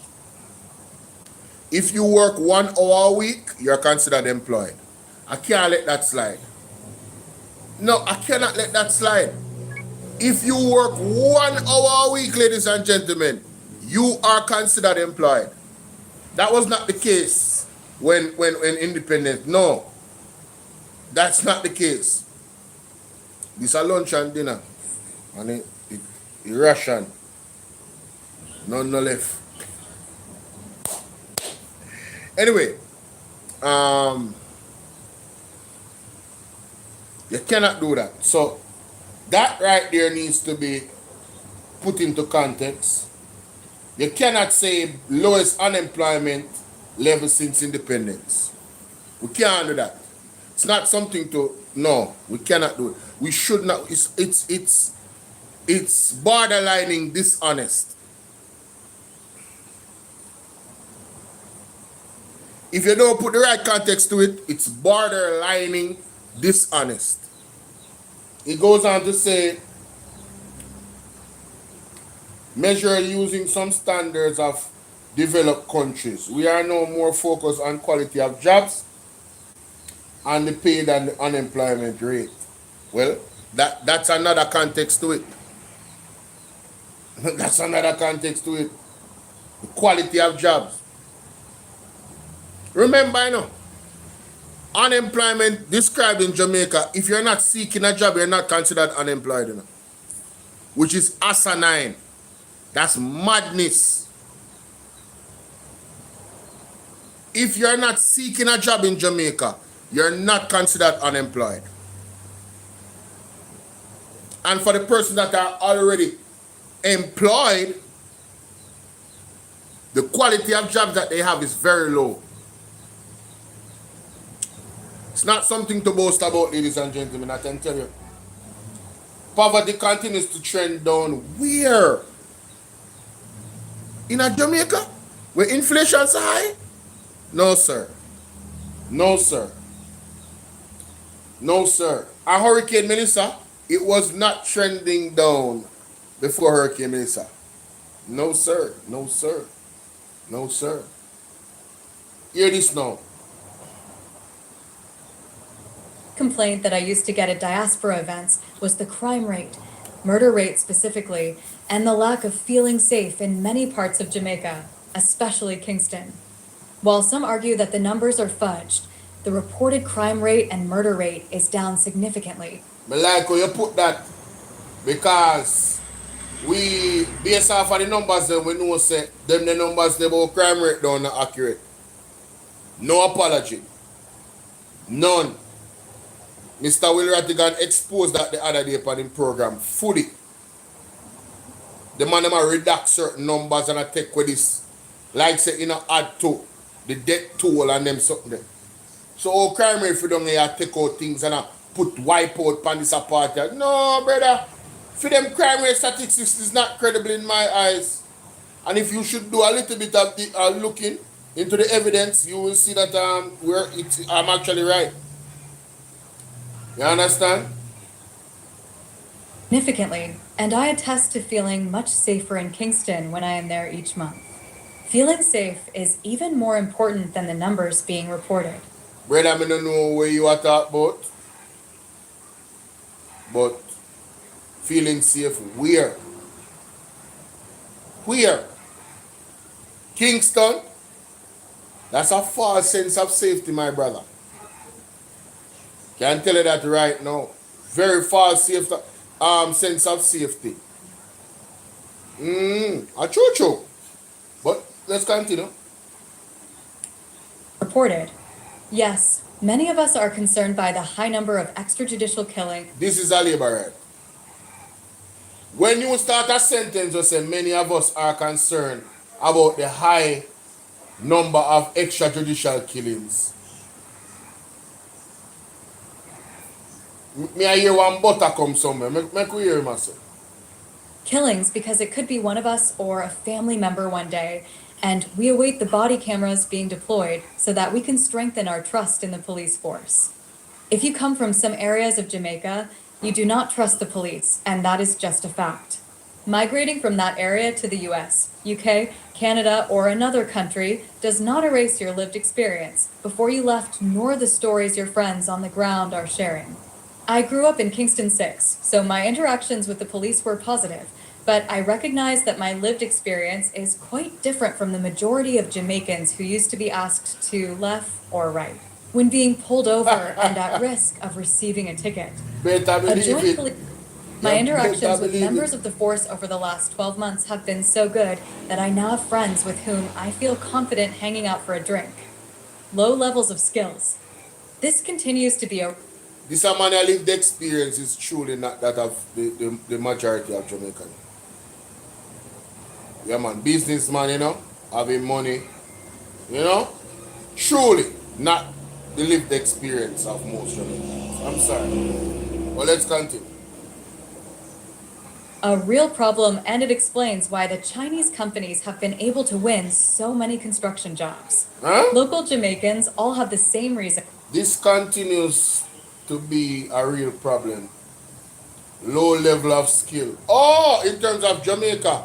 Okay, I get it. I get that. Reasons, and it is more about the attitude of Jamaican workers than just their skill. No, I disagree with that. I disagree with that totally. Totally.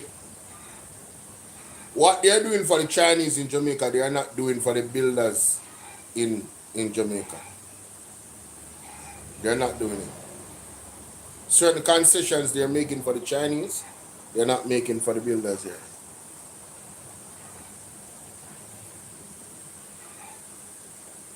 Skills.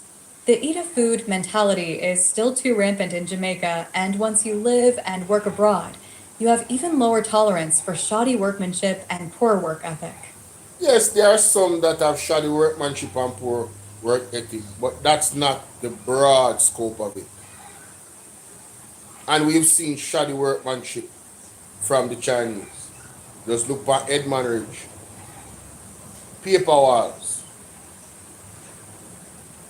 Hurricane come blow it up. Millions of dollars feet. What are we doing? Do I need to go back to those tapes? Like seriously. Maybe I know what I'm going to. Weak infrastructure.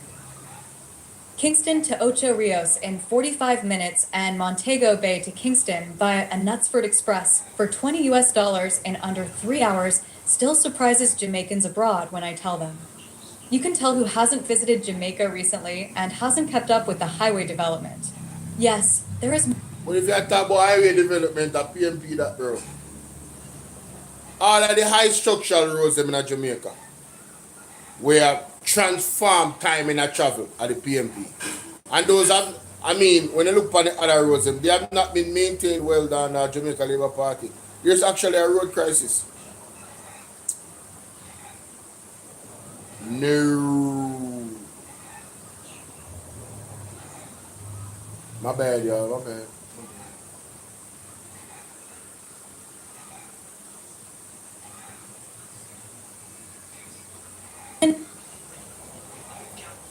Kingston to Ocho Rios in 45 minutes and Montego Bay to Kingston via a Knutsford Express for $20 in under 3 hours still surprises Jamaicans abroad when I tell them. You can tell who hasn't visited Jamaica recently and hasn't kept up with the highway development.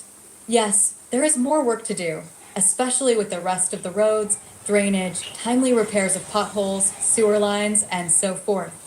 However, Jamaica in 2026 is far different from the Jamaica I left in 1996, or the Jamaica I returned to in 2000, 2005, and 2008.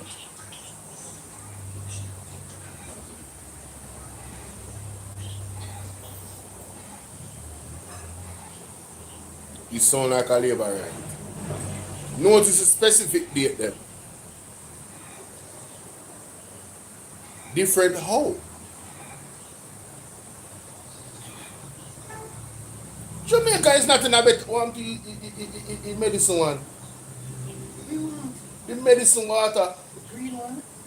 You want to soak something and soak? You didn't see any in that fridge. You see any in that fridge? What do you mean they're going to throw water upon it? I don't understand what you're saying.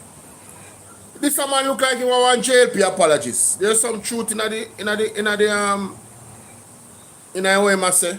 But 2000 and 2000 who was the government in 2008?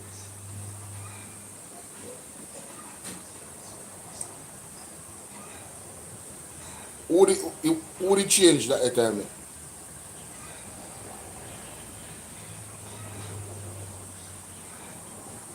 2008. Prime Minister Andrew Holness stands on the new leg of the Southern Coastal Highway. While I left Jamaica for educational opportunities in the US and have moved back home multiple times to play football with Real Mona FC and work at Jamaica National, most people I have met abroad moved for economic reasons. That is where greater access to opportunities comes into play because encouraging Jamaicans abroad to move back home hits a wall. The cost of living is not that much lower than in a developed country, but the salaries are far lower. It does have a better quality of life in some areas, but worse in other areas, so it comes down to the trade-offs a person is willing to make. If you have young children and are not able to get them into the 15 best schools across the island, then you are going to be worried about resources and behavior/socialization. If you do not want to produce your tax returns from abroad, then it is much harder to get a loan to buy a car when you have been away and apply for that loan, which means using the bus service in the places it is available, or the expensive taxi alternatives. Driving in Jamaica is also not for the faint of heart, and each time I see taxis make the same illegal moves in the exact same turn lanes, I question whether or not Jamaica is actually serious about addressing an obvious problem. The indiscipline in society is shocking, but it stands out more to those of us who are used to something different. Healthcare. Healthcare is raised as a major concern, with hospitals taking significantly longer to be upgraded. Constant social media and WhatsApp appeals for blood to be donated in the name of a specific person or stories about trying to find a working MRI machine send the wrong message. It seems that politicians and wealthy Jamaicans can just fly to Cayman or Miami, so they can't relate to what the masses actually deal with. If we return to Jamaica, we will be getting older, not younger, so healthcare is one of the biggest concerns, and that has not been satisfactorily addressed. Photo, dreamstime.com. Jamaica has advantages and disadvantages like anywhere else in the world, and once you have a US, UK, or Canadian passport, as well as work experience, you have far more options to consider. And where your navel string is buried does not carry as much weight as the Prime Minister would like it to carry. The reality is that some of us can move back to Jamaica and thrive, me being an example, but many others do not have the same experiences that I had, nor have they maintained their social networks in Jamaica, so it isn't just moving back home for them.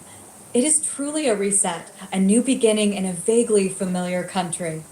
As someone actively considering relocating to Jamaica once again, I will use my next column to share my thought process so that local Jamaicans can understand what some of us in the Jamaican diaspora are actually looking for in order to make Jamaica our home base. Some things in there I disagree with.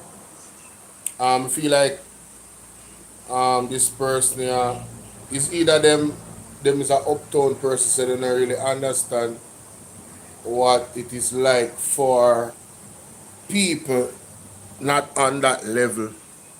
You understand what it means to be profiled. So I'm not go too hard on the person who write the article still. You know what I mean? I'm not go too hard on it. For the most part, sound arguments. Yeah, I'll leave it at that. Moving on to the next article. This is Sagicor X Fund delivers historic year surpassing $1 billion profit. Sagicor are going with things, ladies and gentlemen. Sagicor are going with things.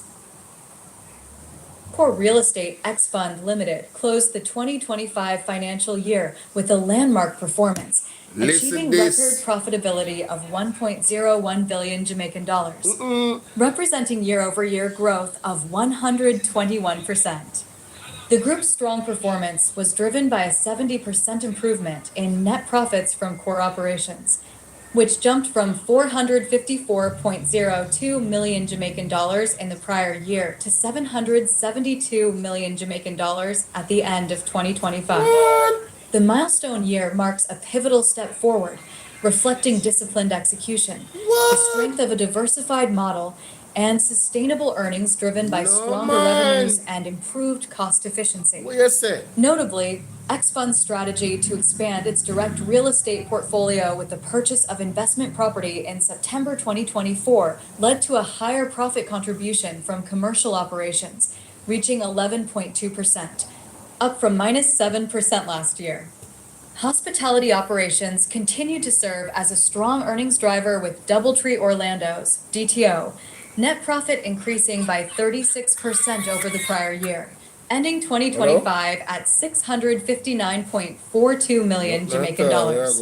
The hotel's results were positively impacted by higher occupancy levels and increased average daily rates.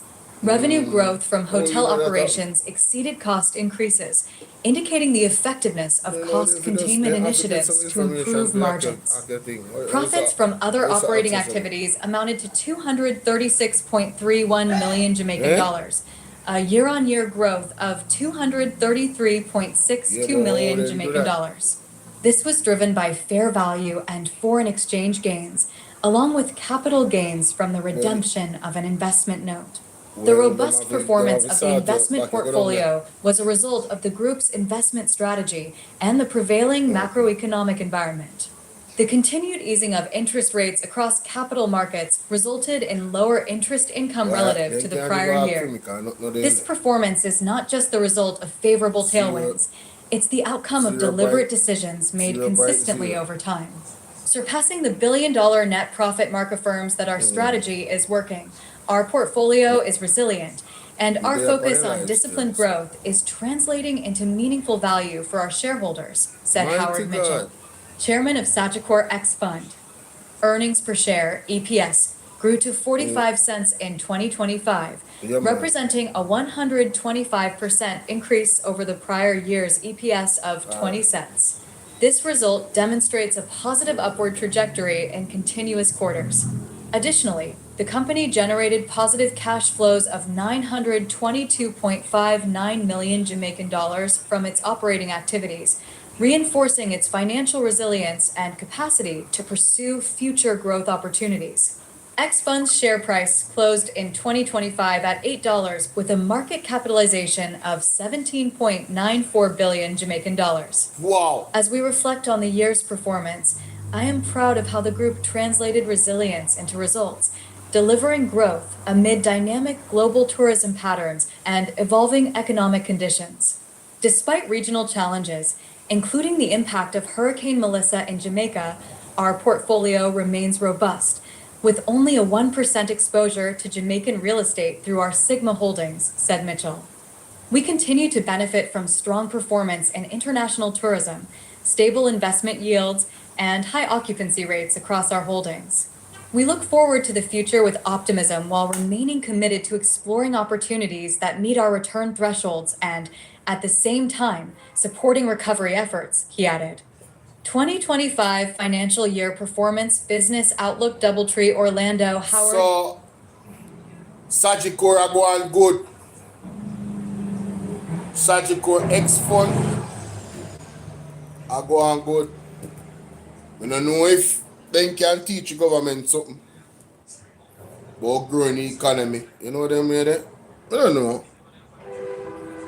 I don't know Rasta, but them are going good, ladies and gentlemen. Where are we now? Okay. Alright, so the Observer.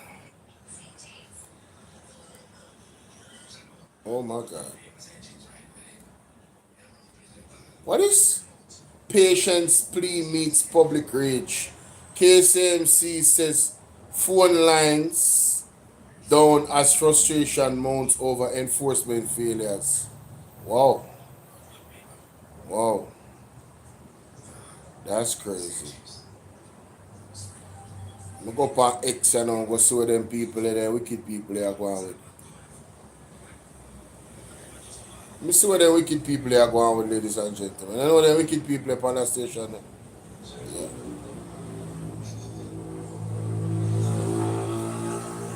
Dubai airport right now. Man.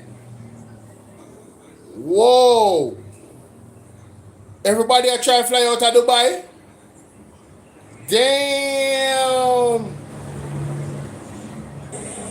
People look on Dubai airport. Look there. You not see that? Damn. No, this is crazy. Wow.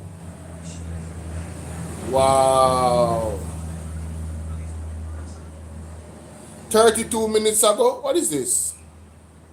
The Caribbean Climate Outlook Forum says continued unusual warmth in tropical North Atlantic Ocean implies the occurrence of severe weather activities as soon as April in southern Belize, the Guineas, the Greater Antilles, and the mountainous areas of the Lesser Antilles. Mighty God. Right over here, look at Bamboo River. This is where the gully would be. Right now, you don't know the gully different from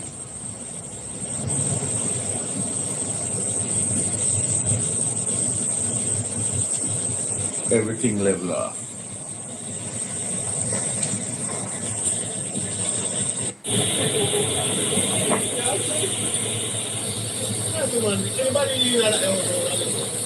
Oh my God.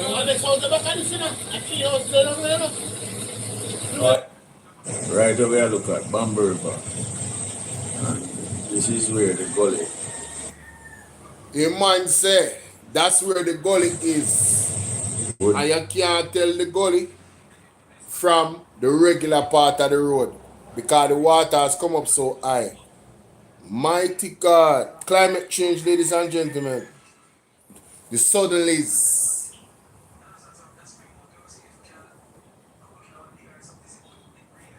It's one of the biggest, if not the biggest in the world.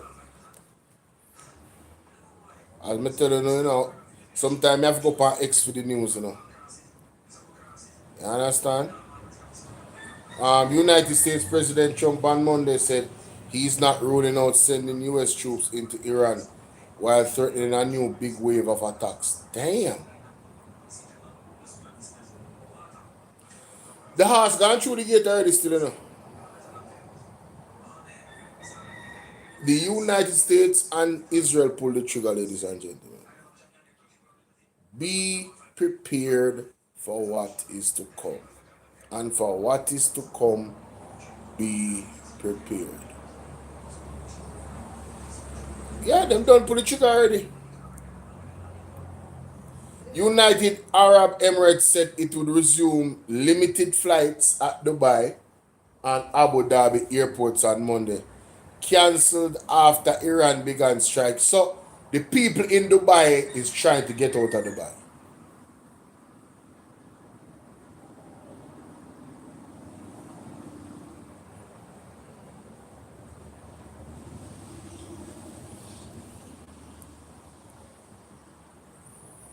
War. Some people benefit from war, but more people lose. More people lose. It's always more of a negative. Offshore oil test enters defining phase as island energy stakes rise. Now, let me tell you something. This could not have come at a worse time for Jamaica. Best and worst. There's always a positive and negative. I mean, look on the worst side. The way you Trump a move and war going on, you are telling me say if Jamaica discover oil, Trump not having hype on Jamaica? Brethren, I'm telling you something. I want a dangerous time we're living in here. See that? Observer. See that? It's in the defining stages, right? Of getting of oil discovery. pretty much.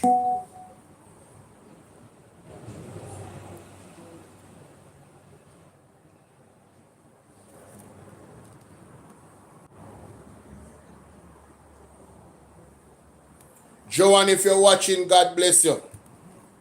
Just get your message, my darling. Thank you so much. Thank you for the donation.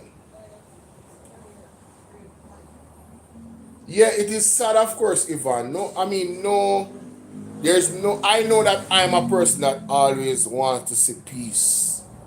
Peace be the order of the day. I am never the one to try and, self and ever what you doing, I'm never the one to try and escalate a terrible situation. Never the one to do that. I'm never the instigator.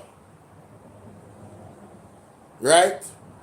My utterances have always been guided by maintaining peace.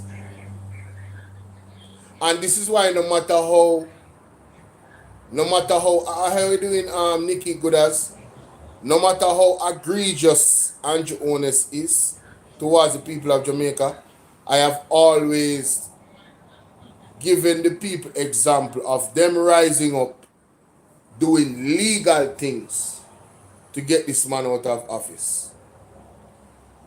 That's why I was so disappointed with the people on September 3rd. Because that was a legal opportunity. Albeit that we believe that they stole the election. I believe if the people of Jamaica came out into more numbers, they couldn't have stolen the election. That's what I believe. You understand? That's what I believe.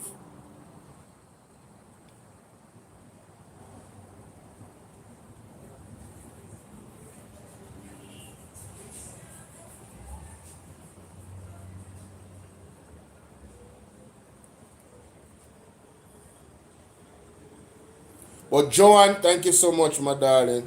Got the donation. And that reminds me, guys. Hey, Andrea. Remember on Bolo BVR 2.0, the super chat is open. Alright. Hold on, let me pause this. My God. Super chat is open, the cash app is there. Alright. Super chat is open, the cash app is there, Zelle is there, all of that. If you want to bless the platform, alright? And them give gifts on YouTube to know, like TikTok, Who knew? So if you want to give gifts, the option is there, guys. Joanne, I can't listen to your voice note right now, but thank you, I am live. I want to say thank you. You're one of those angels of this platform that from time to time bless up the platform. Oh, there you are. Joanne, me just said one voice note a while ago. Remember, Yah will must be done and accomplished. Only him will remove Andrew. He is a puppet and a plan. Yes, 100%. But I was just making the point that me personally, I am not an advocate for violence. I am always an advocate for peace. It has always been my MO. I have been in situations or been in places where the situation happened that it's chaos. And for some reason, I am usually the calmest person in the room while as active as possible and vigilant as possible. Abina, how you doing? Good to see you. You understand? And my MO is always to solve the problem and de-escalate the situation. And let me say this. If me and you in the same space and you see things that escalate and you see me walk away, you better you walk away too. Normally when I leave somewhere, in my experience on this earth, and I move away from the scene, things escalate and get ugly. The spirit tells me to move, that means to not endanger myself. I need to come out of the situation because it's about to get crazy. Normally, that's what happens. So if you see me in real life and you see me moving away from a situation, move away from the situation. I'm telling you. My instincts is like that. Move away from it. We can't smell when things are going to get out of hand. Spiritually, yeah, that's my experience. I can smell it. Yo, you know what? Let's get the hell out of here. This ain't it. You know what I'm saying? This is not it. This is not it at all. Anyway, moving on to the next situation. The war there in Iran. What is this?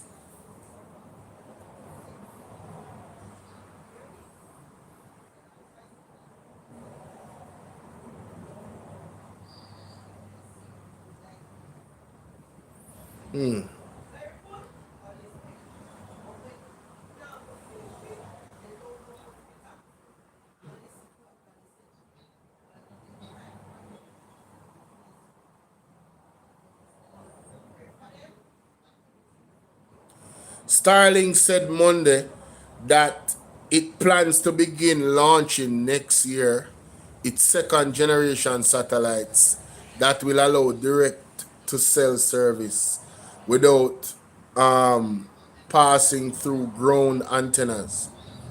Starlink is expanding, ladies and gentlemen, as we knew they would. You hear that?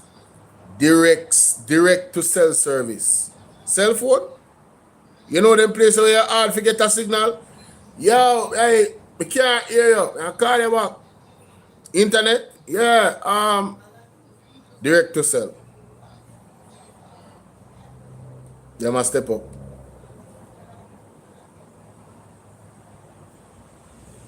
Starlink is gonna expand, you know. In these years where war are going, Starlink are gonna expand. These years where disaster happen, who is actually helping or in the position to help forget communication? Starlink.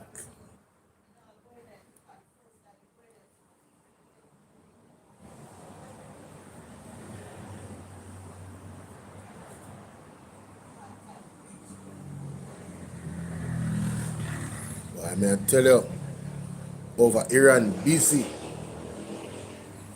Be Iran news, brother.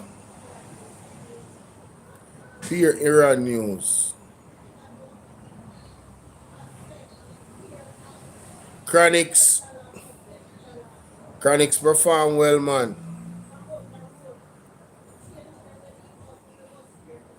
Long time Chronics not business, you know. One I veteran them now.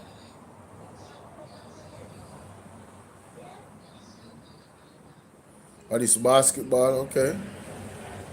Sangster's International Airport revenue dipped 2/5 due to Hurricane Melissa. Only thing that got happened to Sangster's International Airport now. What you doing, Matthew? Matthew, where you find up on TikTok, but I'm not seeing up on YouTube? Matthew, remember say you're original YouTube, you know? I want my YouTube audience stay on YouTube, and I want my YouTube audience. Listen me, man. Only if me depend on TikTok alone. You understand? You understand? Dana, how you doing, Dana? What do you think is going to happen to Sangster's Airport, ladies and gentlemen? I think Sangster's Airport is going to dip more. 2/5?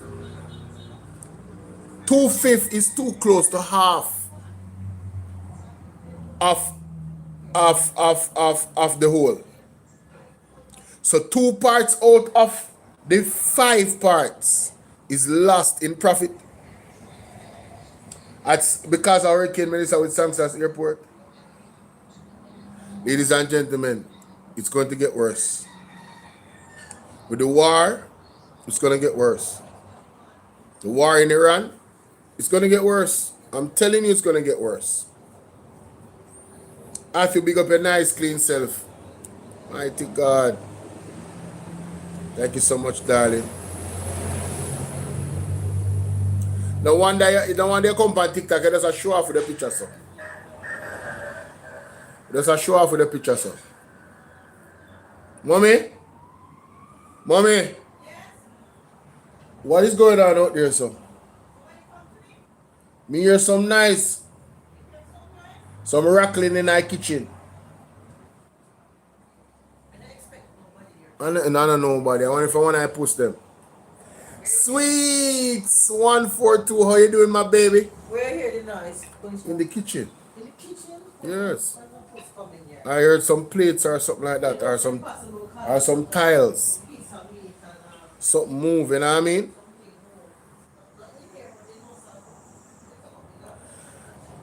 Hey, let me tell you something. One next thing to have to look out for that the apostle talked about.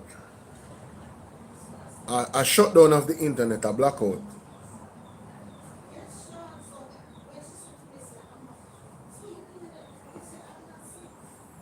Things are intensifying. Both countries that have been hit so far are allies of Israel. Not Israel, allies of China and Russia. Venezuela and now Iran. Iran is the bigger of the two, and both of them are, where you see now, them deal with oil. Like oil-dominated economies. Oh, thanks for the heart. Oh my God. That's so beautiful. Thank you for the heart, Matthew. They are oil-dominated. I know they're going after Cuba. Cuba is right there on their list. But Cuba so close, man, they're like, Cuba, just, we don't really need no excess. No, we don't really need no excess type of with you.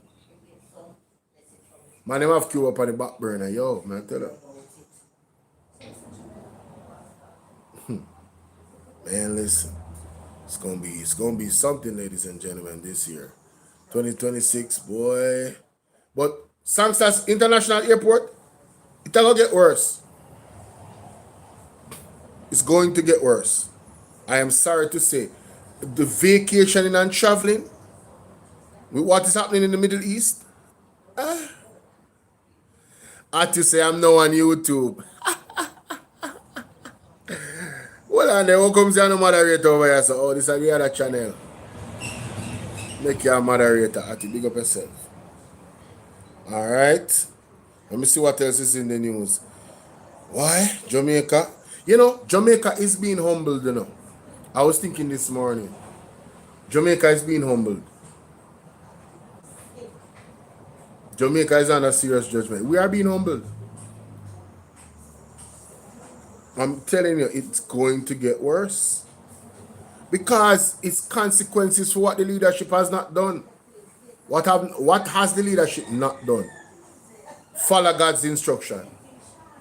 Simple, put, easy. For the last 10 years, they have gotten the exact same word from the men, from God, through the men and women of God. We need 3 days fasting, prayer, and repentance. And the man then refuse. Andrew Honest refuse.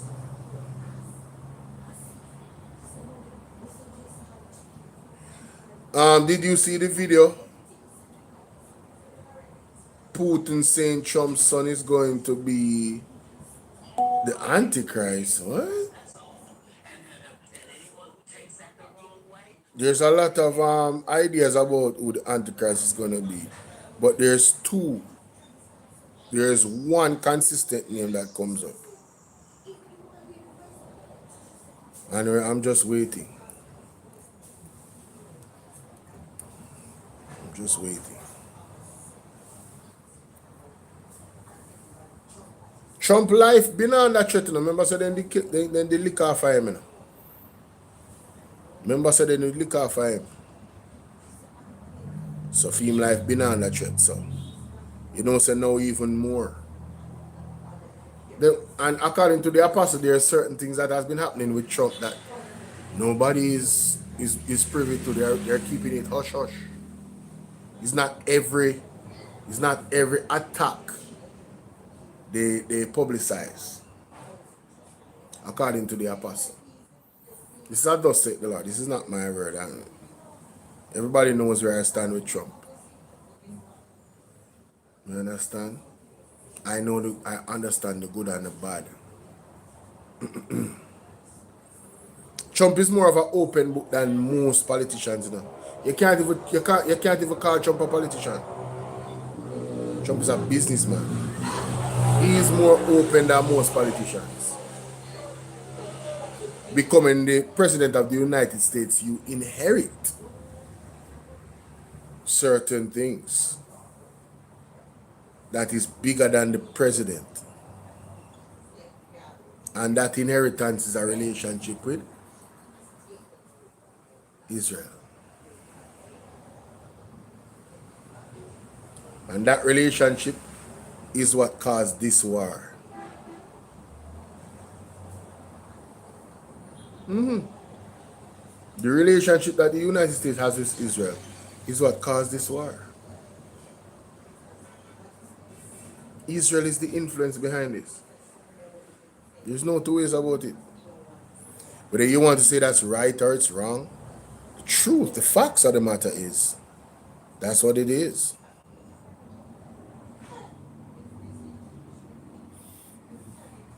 Manhunt for spouse accused of firing at cop in St. Elizabeth. Yo, brother. Who in the right mind a fire for police in a 2026? Uno good on alright? Brother, I want to put on your gun, brother. Change your life. Look to God. I'm telling you. This is not the time. The devil want no blood. And the police then willing to take on 3 points. Put down the gun and look to the Most High. I saw a story in the Star. You know, so I'm gonna play it too. It's a very powerful story, you know. Yeah. See a story in the Star of a convict, a former convict, changing life and giving life to the Most High. And I hope that he's sincere. I hope that he's sincere, and all power to him.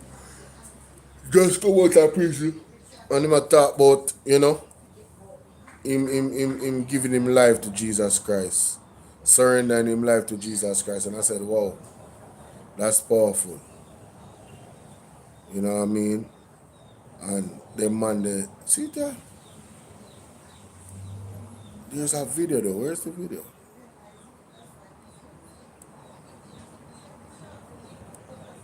There's a video, man. There's an interview with him. Did I put it on my page? I don't remember now. Let's see if it did share it on the page.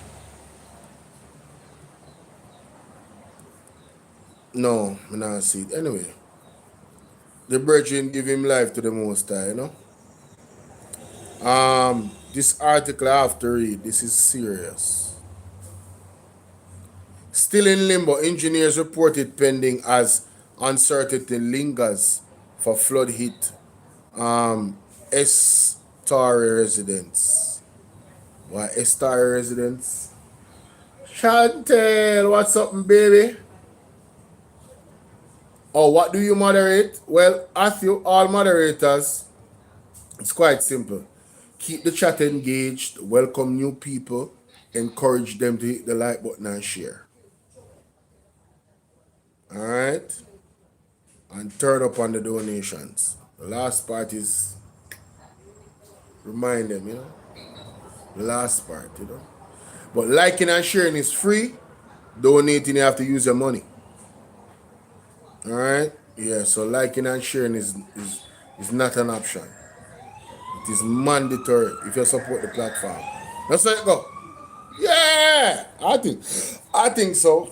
Anyway, let's read this.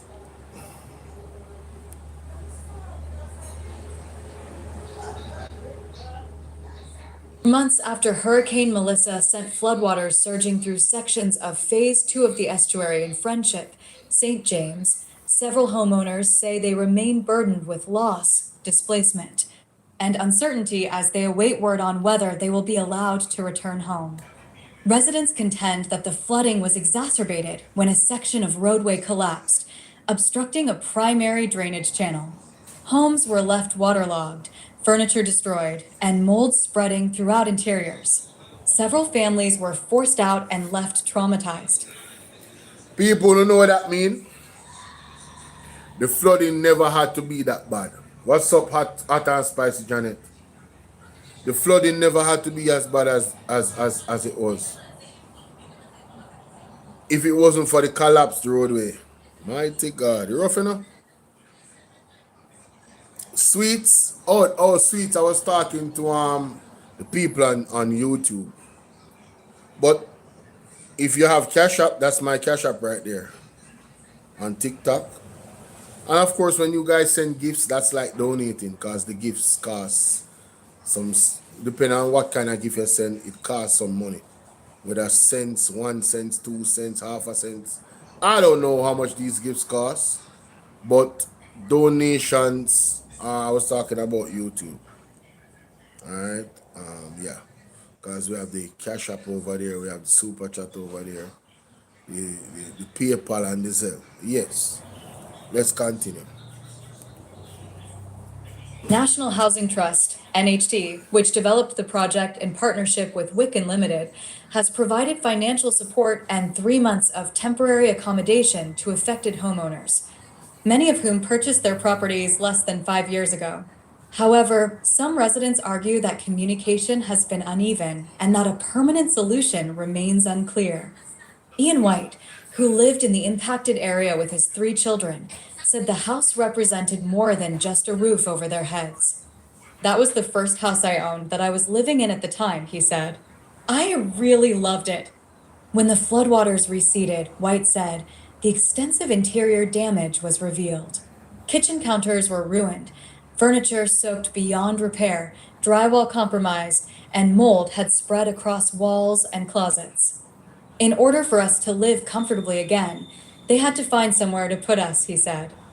White has since been offered a temporary unit in Estuary Meadows, but has yet to move in fully as he awaits replacement furnishings under the NHD's Contents Assistance Program. For now, he has been staying with friends.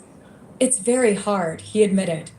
He explained that despite occasional financial challenges, there had been comfort in knowing he had his own space. Exactly. Losing everything feels like starting all over again, White told the Sunday Gleaner. And that's the thing. People will be hungry and be okay with it, knowing that they have a solid roof over their head. They will bear the hunger. But you see, being homeless, yo, no man, that part there, the mental strain. That's why I appreciate the People's National Party so much, you know. In their manifesto that was designed with love, I appreciate it so much because they really understood the mission. One of the biggest mission for the People's National Party,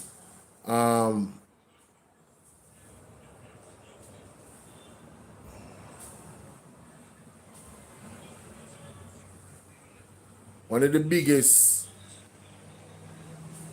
missions of the People's National Party was to increase home ownership, because they understood owning your own home, owning a piece of land, there's a certain pride and dignity that comes with that. It elevates the individual. You feel me I deal with? You listen. Them say encouragement strengthens labor, and it happens in many different forms. Right? The fact say you can help a man to make it easier for him get piece of land. That man or woman or family automatically, with the right mentality, them start push out even more effort to be productive in the society. And that bodes well for any economy. That bodes well for any nation building. You know, the point of the matter is the People's National Party manifesto was investing in the people wholeheartedly. Tell a man, why? Gleaner. Even so, he said the NHT has listened to his concerns, and he remains hopeful that an agreeable resolution can be reached. Why that takes so long? Why pause? Interesting.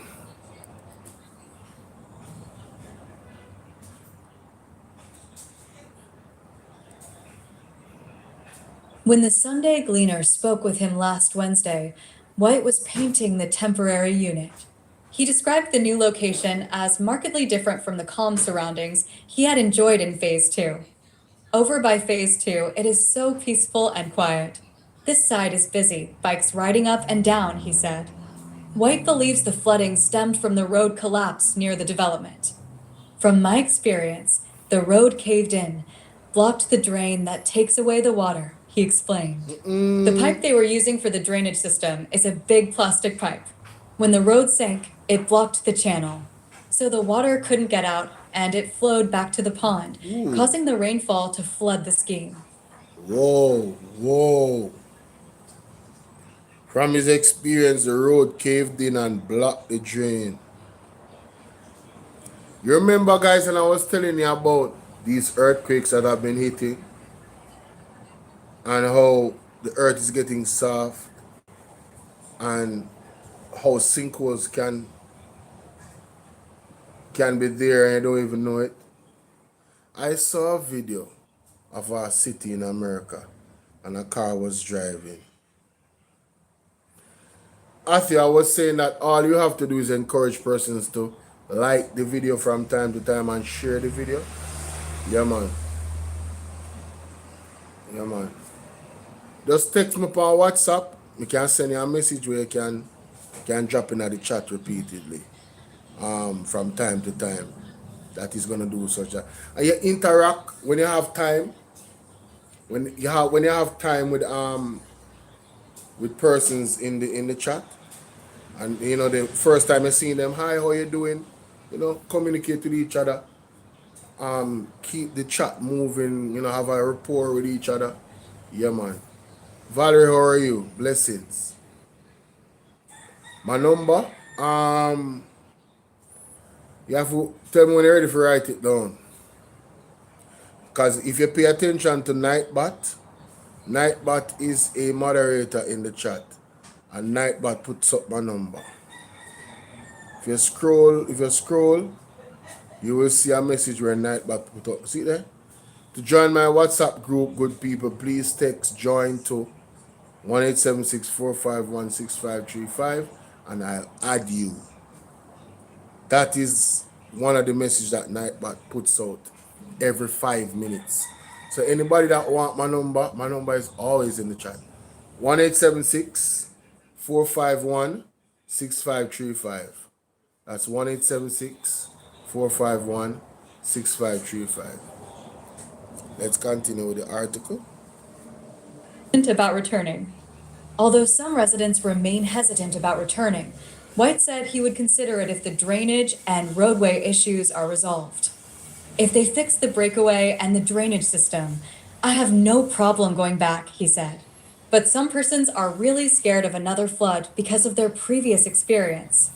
He also questioned the $5,000 monthly rental charge associated with temporary relocation. Mighty God. I don't think they should be charging us. It's not our fault, White. So hold on, NHT are charging people them $5,000 a month to relocate them. Hey, man say I don't think they should be charging us because it's not our fault. Brother, them not go foot the whole cost. Tarifa, what's up?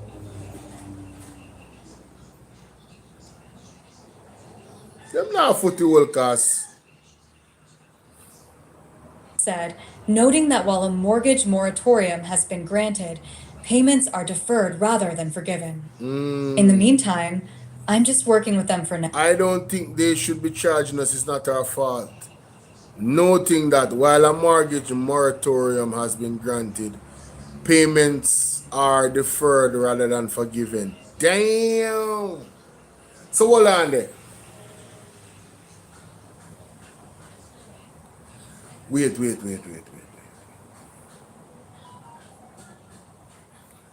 So the place will flood out.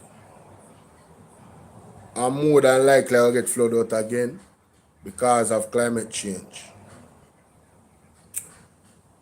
The people for this still have to pay mortgage. It's not deferred.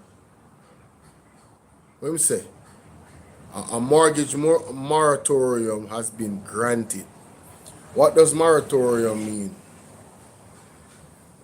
I believe it means to pause or suspend temporarily. Moratorium, but I'm going to make sure I get the meaning for you. See, a temporary prohibition of an activity.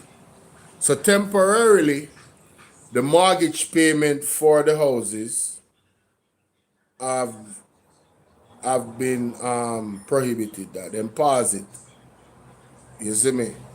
But NHT and them people, the people them say they should have forgive it. So I expect the people them after a disaster and everything, when I charge them $5,000 a month for relocation, then we still come pay on the mortgage after that. I wonder how long we're not gonna have this moratorium. That is the question. That's the question. Let's continue. Now, I'm looking and praying that they come up with some solution, he added. Another homeowner, firefighter Nicolette Jarrett, declined relocation and returned to her family home in Hanover while awaiting clarity. I am more interested in the permanent fix than a relocation right now, she told the Sunday Gleaner. Jarrett said she was among the first to receive keys to Phase 2 after earlier allocations in Phase 1 were rearranged. Having lived there since 2021 to 2022, she has invested significantly in upgrading her one-bedroom unit. I am about 80% complete with additions to the box, she said, explaining that she extended the back of the house to add bedrooms. My case is kind of special because I don't know what will happen to what I've done if we have to permanently relocate. Construction has since been halted. My construction is paused because I don't know if I will have to move permanently, she said. Every time we ask for an update, we hear next week about the engineer's report. Residents feeling abandoned. Jarrett said the uncertainty has left residents feeling abandoned. We are still in limbo. We are paying mortgage. We didn't beg for these units. We bought them, she said. For this to happen and all our furniture gone, it's like they're taking forever. She also raised concerns about inconsistent communication and the requirement for some relocated residents to purchase water for installed tanks. If 10 of us go there, 10 of us get 10 different answers, she said. At least keep us informed. Jarrett said she is dissatisfied with the NHD response and believes the agency is not acting with urgency. Miss Jarrett, nothing in Jamaica. The government is not acting with urgency. All of it. If the head of the stream is corrupt, the entire river will be also.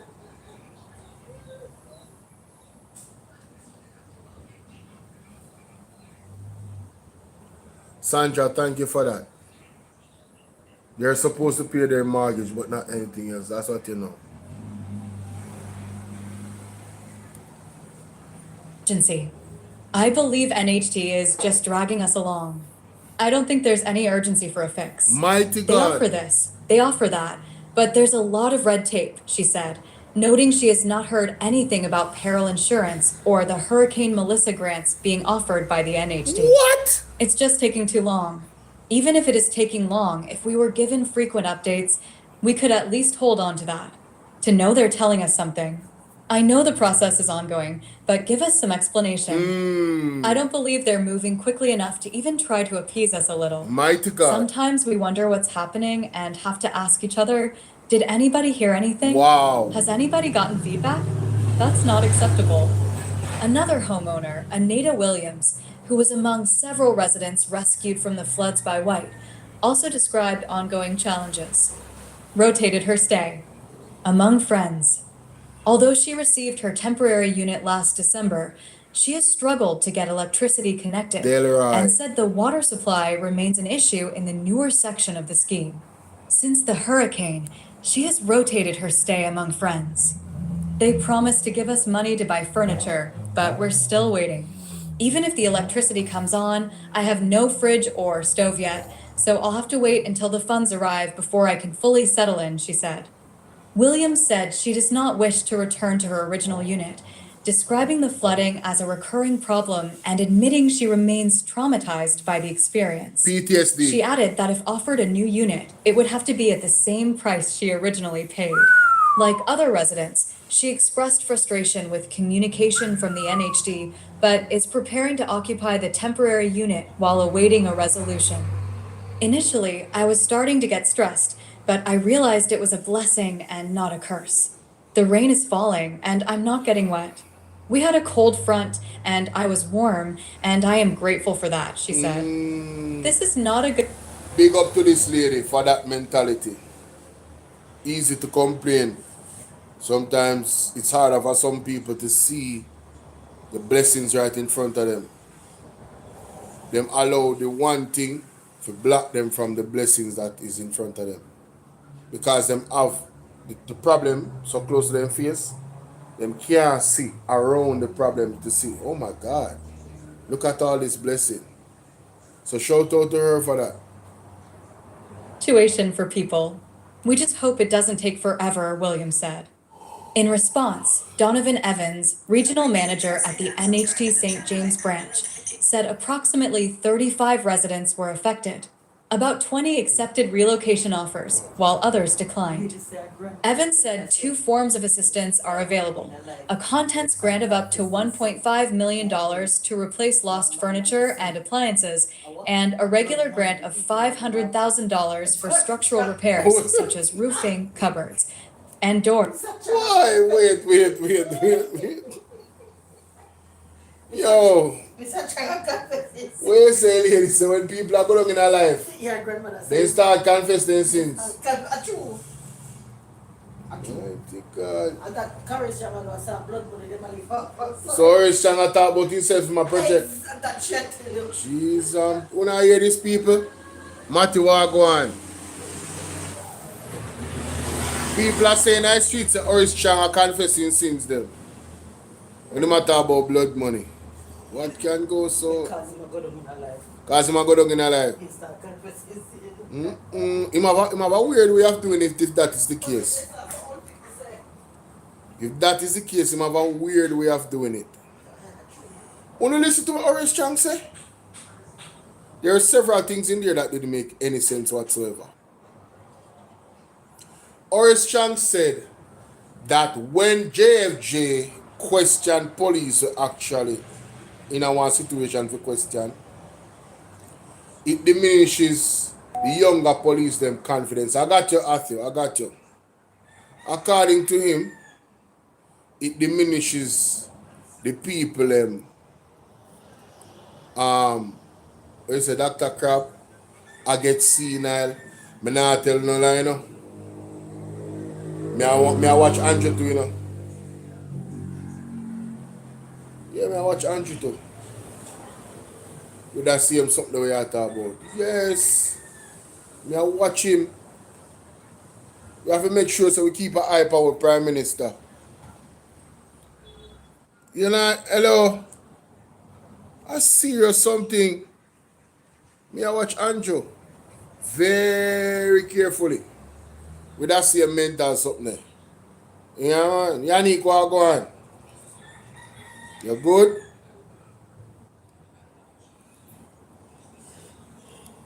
Okay. Sorry. Let's continue. Doors. He clarified that while a $5,000 monthly rental provision forms part of the legal arrangement, it is not being enforced, and grant funds will be transferred directly to residents' accounts. The engineer's report, which will determine whether the affected section of Phase 2 is safe for occupancy, is expected by mid-March or earlier, Evans said. If deemed unsuitable, permanent relocation will be pursued. He added that issues at temporary units, including mold, are being addressed expeditiously. Water tanks have been installed where piped supply is absent, and the damaged roadway is being repaired by the contractor. Responding to complaints about the pace of the agency's response, Evans said, "We offer relocation, make the units available, provide water, and have reached out to JPS, Jamaica Public Service Company, to ensure power." I am not sure what they mean when they say we are not moving fast enough. Tanisha.mundle at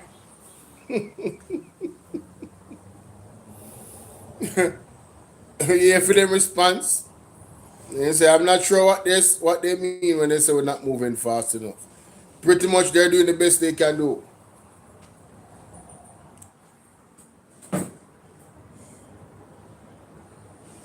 It's gonna be a long year, ladies and gentlemen.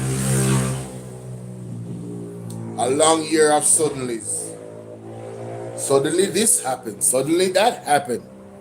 Whatever has happened, you know what I'm saying? Like that. So, long time I don't listen to midday news. I mean, walk on the midday news. TVJ.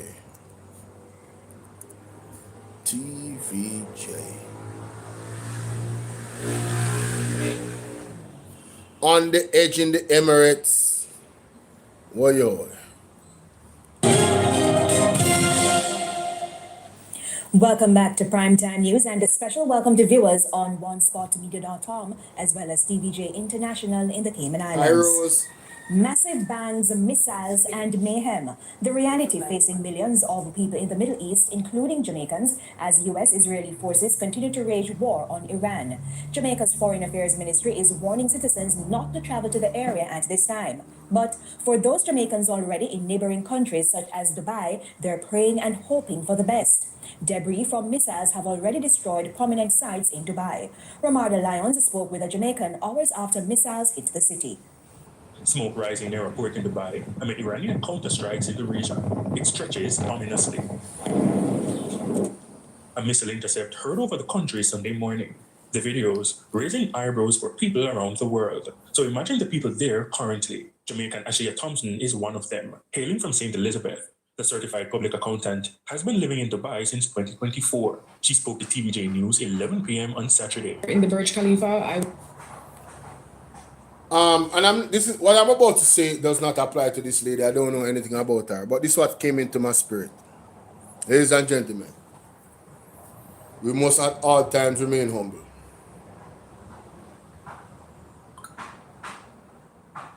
Lady Ninja, what's up?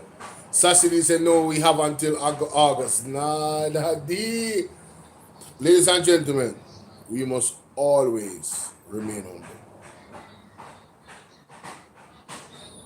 That's what came into my spirit. We must always remain humble. Hear what I said? Too often people got fired and them dash them. What me say? Them left everything behind in Jamaica. No communication, no good standing with them family. Me not say if you take care of nobody, but I'm talking about, yo, them start act like them better than people. You hear what I said?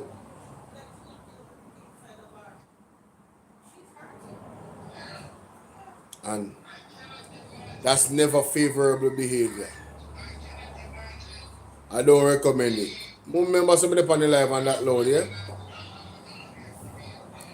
was able to see and hear missiles in the distance. It was certainly unsettling in the moment, and those sounds are not something you ever fully get used to. Overwhelming, gut-wrenching. She admits that amidst the turmoil, nerves took over. I want to be honest by saying in the beginning that it was very overwhelming. I shed a few tears, but I quickly reminded myself who I am and whose I am. My faith grounded me, and being Jamaican, resilience is in our DNA. We come from a people who know how to stand strong in uncertain times. So that spirit combined with my faith has allowed me to navigate this season with calm and clarity. Parts of the luxury city was left. Always gotta look to God, man. Always gotta look to God, man. I'm telling you. That's the time when you most remember. Hey, man, listen. You are always in control, God. Always. You feel me? Hey, what? Man, you better recognize. You better recognize. What is this sure, Bolo? Huh? What? I don't understand what you're saying. You're saying you are sure? I don't understand that. Florence, what's up? Good afternoon, Florence. Lifting an orange glow from fires. Here, a drone crashes into the ground near a hotel. Gripping images, but Ms. Thompson says there's one thing causing some level of calm. Authorities here in Dubai has confirmed that over 100 missiles were successfully intercepted, and that speaks volume about the... What? Wait, what? Over 100 missiles were intercepted. Then suppose Dubai never have the interceptor missile.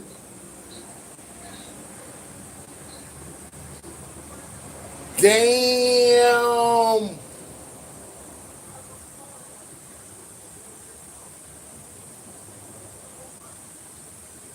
Whoa. Images, but Ms. Thompson says there's one thing causing some level of calm. Authorities here in Dubai has confirmed that over 100 missiles were successfully intercepted, and that speaks volume about the country's level of preparedness, its advanced defense system, and its commitment to protecting residents. Earlier, panic at the Dubai International Airport. Smoke and dust, sirens blaring, people scurrying to safety. 4 people were injured. Now all flights in and out of the 2 main airports have been suspended until further notice. Ms. Thompson says since the start of the geopolitical tensions, mood shifted. As a Jamaican living in Dubai, this season has been especially emotional for me because Dubai is known as one of the safest cities in the world. So experiencing regional tension right now is very heartbreaking. However, she says there's a concentrated push to keep citizens updated with the happenings. This, as false reports, threaten to cause more panic and fear. There has been clear communication thus far, strong security presence, and a very structured, calm response from leadership. So residents have been advised to really remain indoors, stay in safe areas, and just rely on official news sources right now because there is so much misinformation circulating online. So the atmosphere here in Dubai has been one of vigilance, but not panic. Dubai has a population of over 4 million people, and for the first time, they feel as though they're caught between a rock and a hard place. With US bases located across the UAE, Dubai found itself directly affected by the broader conflict. As you know, with everything that's happening, Dubai is, not a city of war, but again, so happens to be in the crossfire with everything that's happening. But hope isn't lost. Ms. Thompson says one thing louder than missiles and sirens is prayer. I am, above all, just praying for peace, not just for Dubai, but for the entire Middle East. Just peace, stability, and protection for all at this time. Jamaica's Ministry of Foreign Affairs says it's monitoring the situation in the Middle East. All Jamaicans in the region are being urged to exercise vigilance and to shelter in place as conditions may require. The ministry also advised Jamaicans to avoid all travel to the region at this time. Romarda Lyons, TVJ News. Whoa. Man, that was actually 14 hours ago. I never saw that news clippings. Wow. Over 100 missiles, yo? Yeah. 100?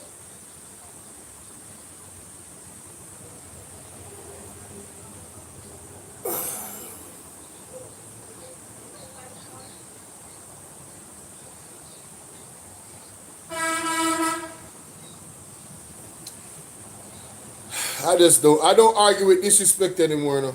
I just block you. How do you come into somebody's house? This is my house, digitally. And the first thing you do is to offer disrespect. Man, oh man, you gotta be a special type of stupid. Listen, I don't need your views that badly. I'm telling you. to tolerate disrespect just to have you view me, I'm straight. If you can't, we can't stop you from view me, you know. But commenting, oh, you will not have that luxury. I tell you that right now. And anybody, I don't care what nobody want to say. I do not care what nobody wants to say. Everybody run their shit differently. Alright? Everybody run their stuff differently. But I'm not gonna sit here and allow somebody to continuously disrespect me on my platform while, what, just a few coins for you to view me? I should take disrespect from you? Man, you gotta be shitting me, bro. You know what? Let me continue. It's terrible to leave a violent place going into somewhere known to way less violence, and it turns out to be way worse. I mean, yeah, I mean, even temporarily. You know what I'm saying? We don't know how long this is gonna go for, but even if it's temporarily, it's, you know, they often say, you know,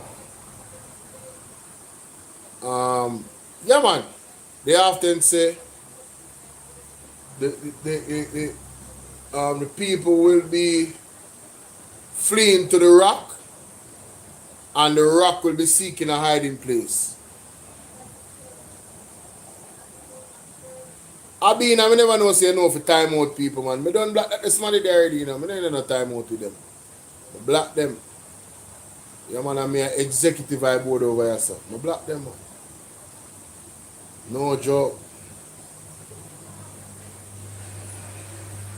That's how residents describe a sewage overflow along Norman Manley Boulevard in West End Negril. They say it's a repeating issue. We hear their story and a response from the National Water Commission. It's glitz and glamour at the resorts, but one criticism is that when any guest renters here, it's not so attractive. One example, sewage water bubbling along the Norman Manley Boulevard in West End, Negril. When I visited on January 29, 2026, there was no overflow, but this video captured before by residents shows it in action. The video shows a chair used to prevent motorists from making a splash. Oh my God. Chairman of the Negril Destination Assurance Council, Richard Wallace, says it's been a repeating issue. That problem has been happening for a while now. However, that has been brought to the attention of NWC, and they told us that the reason for that is that there is a lift station that whenever there's no electricity, it causes that manhole to overflow. How is it for residents who are front and center? Yeah, mostly midday it come up, you know. So right now, you know, come up, you know, probably I when the sun hot, I don't know if I when the water lock off around there, so also it come up. But when it come up, you can't even take your breath out of sun. For miles, you can't take your breath.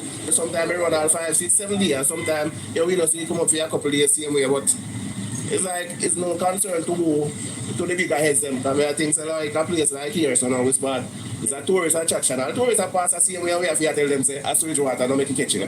We just rise and just run, go to the sea, vehicle driving it, flash it up, vehicle run, come around it, accident out the cars out there. A 3 vehicle, you know, are driving it, so they know it's a mess. So them come on this side, so more time we can stop the vehicle pass. And people can walk out here. When contacted on February 3, 2026, the National Water Commission, NWC, said the sewage overflow was resolved. It said during the post-Hurricane Melissa restoration period, the plant has been reliant on a generator unit to maintain operations, as the generator experienced operational challenges. But following corrective action, it said normal operations were restored, and the affected section of the network is now functioning normally. It is said that we have outgrown the existing sewage plant, and it definitely needs to be looked at because we worry about the sewage, the location of the existing plant, because it sits right beside the Negril River. President of the Negril Chamber of Commerce, Damian Salmon. That's a social issue. That's a health issue, and that also it even impacts the water quality as it's raw sewage leaking onto the reef and reducing the ecology.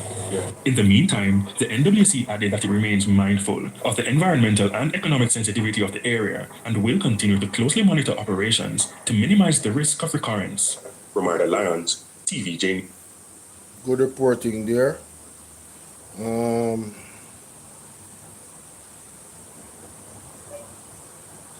Improved services coming for Greater Portmore. Not that I don't want. Angela, what are you doing?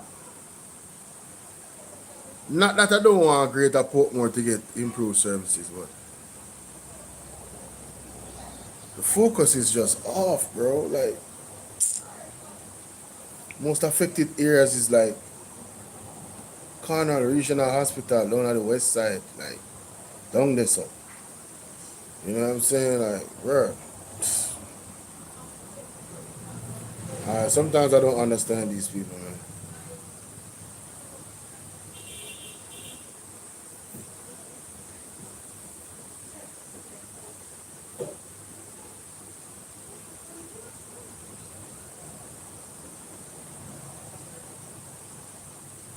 Be a running I go on. Be a video with the running. Interesting.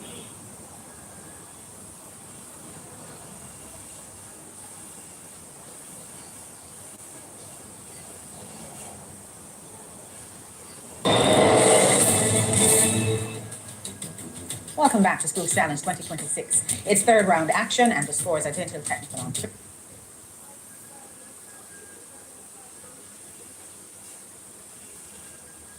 I don't see anything from them. Let me go to Civic.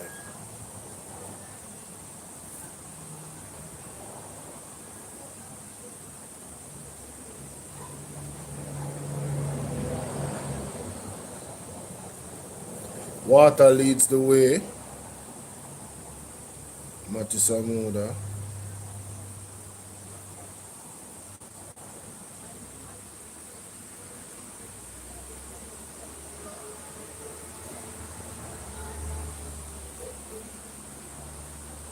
Fire in Hanover?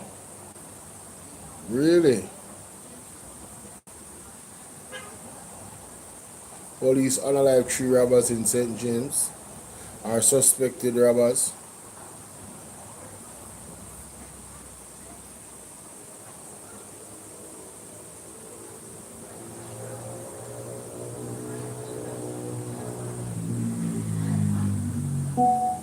We're going on to a CVM exclusive with one of the prime witnesses of the fire dispute at a gas station in Westmoreland, which has left a woman battling for life.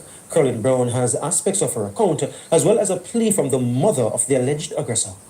Dacia Forrester lies incubated in hospital on a life support machine with stabilization of her internal organs, yet her third-degree burn wounds are deteriorating. Unknown to her, there are allegations and counter-allegations taking place online. While one of the 3 females pinned to the Fesco brawl is still unreachable in police lockup. I have to get a lawyer to go to court, and the judge said if they do not charge me, they have to let me out by, I think it was 10 o'clock. And so you were released? Yes, I was released, and I had no choice. If you're free to go further, they did not charge me. That sigh of relief from Renisha Forrester, the burn victim's sister, speaking to CVM News exclusively.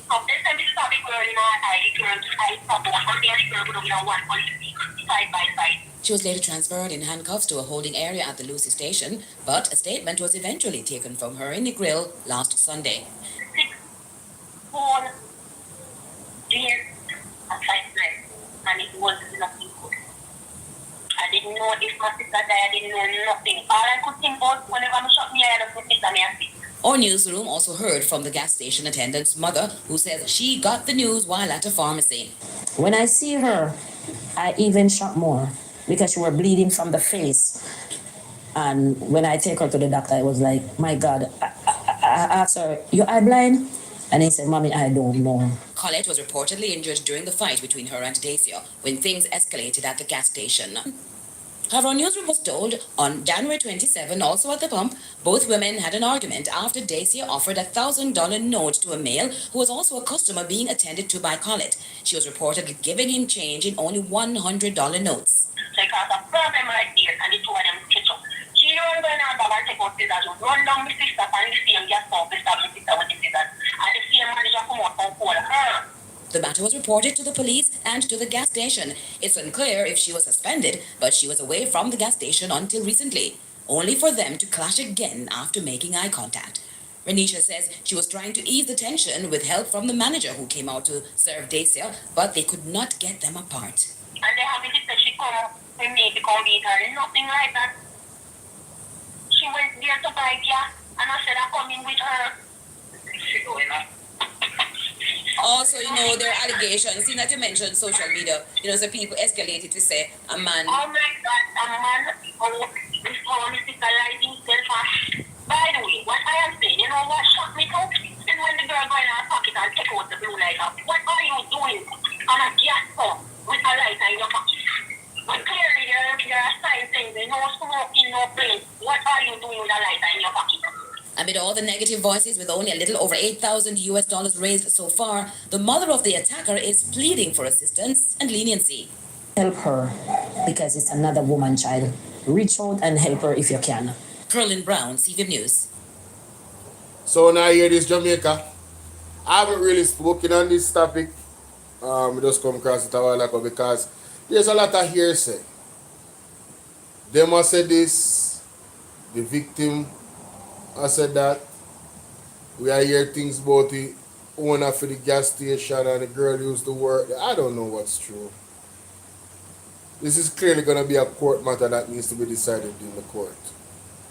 Now, what's going to happen, I have no idea, to be honest with you. Because all those variables, it depends on what is proven to be true. If it's proven to be true that the girl and her sister indeed actually fought that girl, and she's talking about why she have a lighter in her pocket. Suppose she smoke. She not have a lighter or cigarette on the pump, but she have her lighter in her pocket. Because that's where a smoker would put there. That was not a valid point. I'm just, that was not a valid point. That was not a valid point. That was truly not a valid point. It was almost as if she wanted to paint the girl as an arsonist because she had the lighter and she crazy. No. Taxi men go on the pump a lot of times with their lighter. As a matter of fact, some of these guys are really crazy. They be light their cigarettes on the pump. In them car. I would never even trust or try that. Remember the song we say? Me nah on the head. Me got the gas pump, we go light a big head. Jamaicans be doing that for real, bro. Jamaica, if you go to some of the gas stations and they have like a convenience store, people be walking out the convenience store standing. The pump is like, I don't know, 10 feet away, and they're lighting their cigarettes or lighting their weed. And I'm like, yo, why? Why would you even, this is not just your life. Why would you even do that? You know what I mean? People be crazy out here, man. People be crazy out here. But I'm going to go. Andre's show starts now. And I have been on since 10. That means I've been on for 3 hours. Yup. Got a video coming out at 2:30. I have a video that I posted already. Check them out, y'all. Peace. For those on TikTok, make sure you come over to YouTube. TikTok be tripping, bro. TikTok be tripping. They went with a weapon, and that was her defense weapon. Hey, Colleen, I'm just saying. But I think I heard you saying here that she and the girl driving a one taxi together. I don't know. That story is weird, bro. You know what me really care about? Jaden Smith, the missing children, them. And that me care about. Them big grown adults that we are war them one another, whether over man or not. I don't care so much. I don't care so much. Don't want nobody for dead, but you know what I mean? My energy and focus will be on the kids. That's where my energy and focus will be.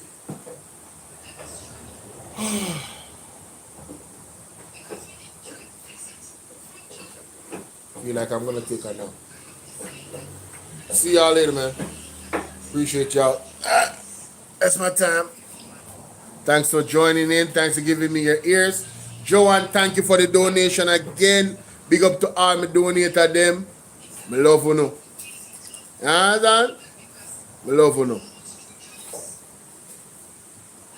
I don't know any Colleen. I don't know. Big up all of my TikTok ladies, them, I love you. Sassy B. Big up yourself. Later, yeah. Yeah, human trafficking, man, listen. Lord of mercy. Sooner or later, my people. Later, Sassy.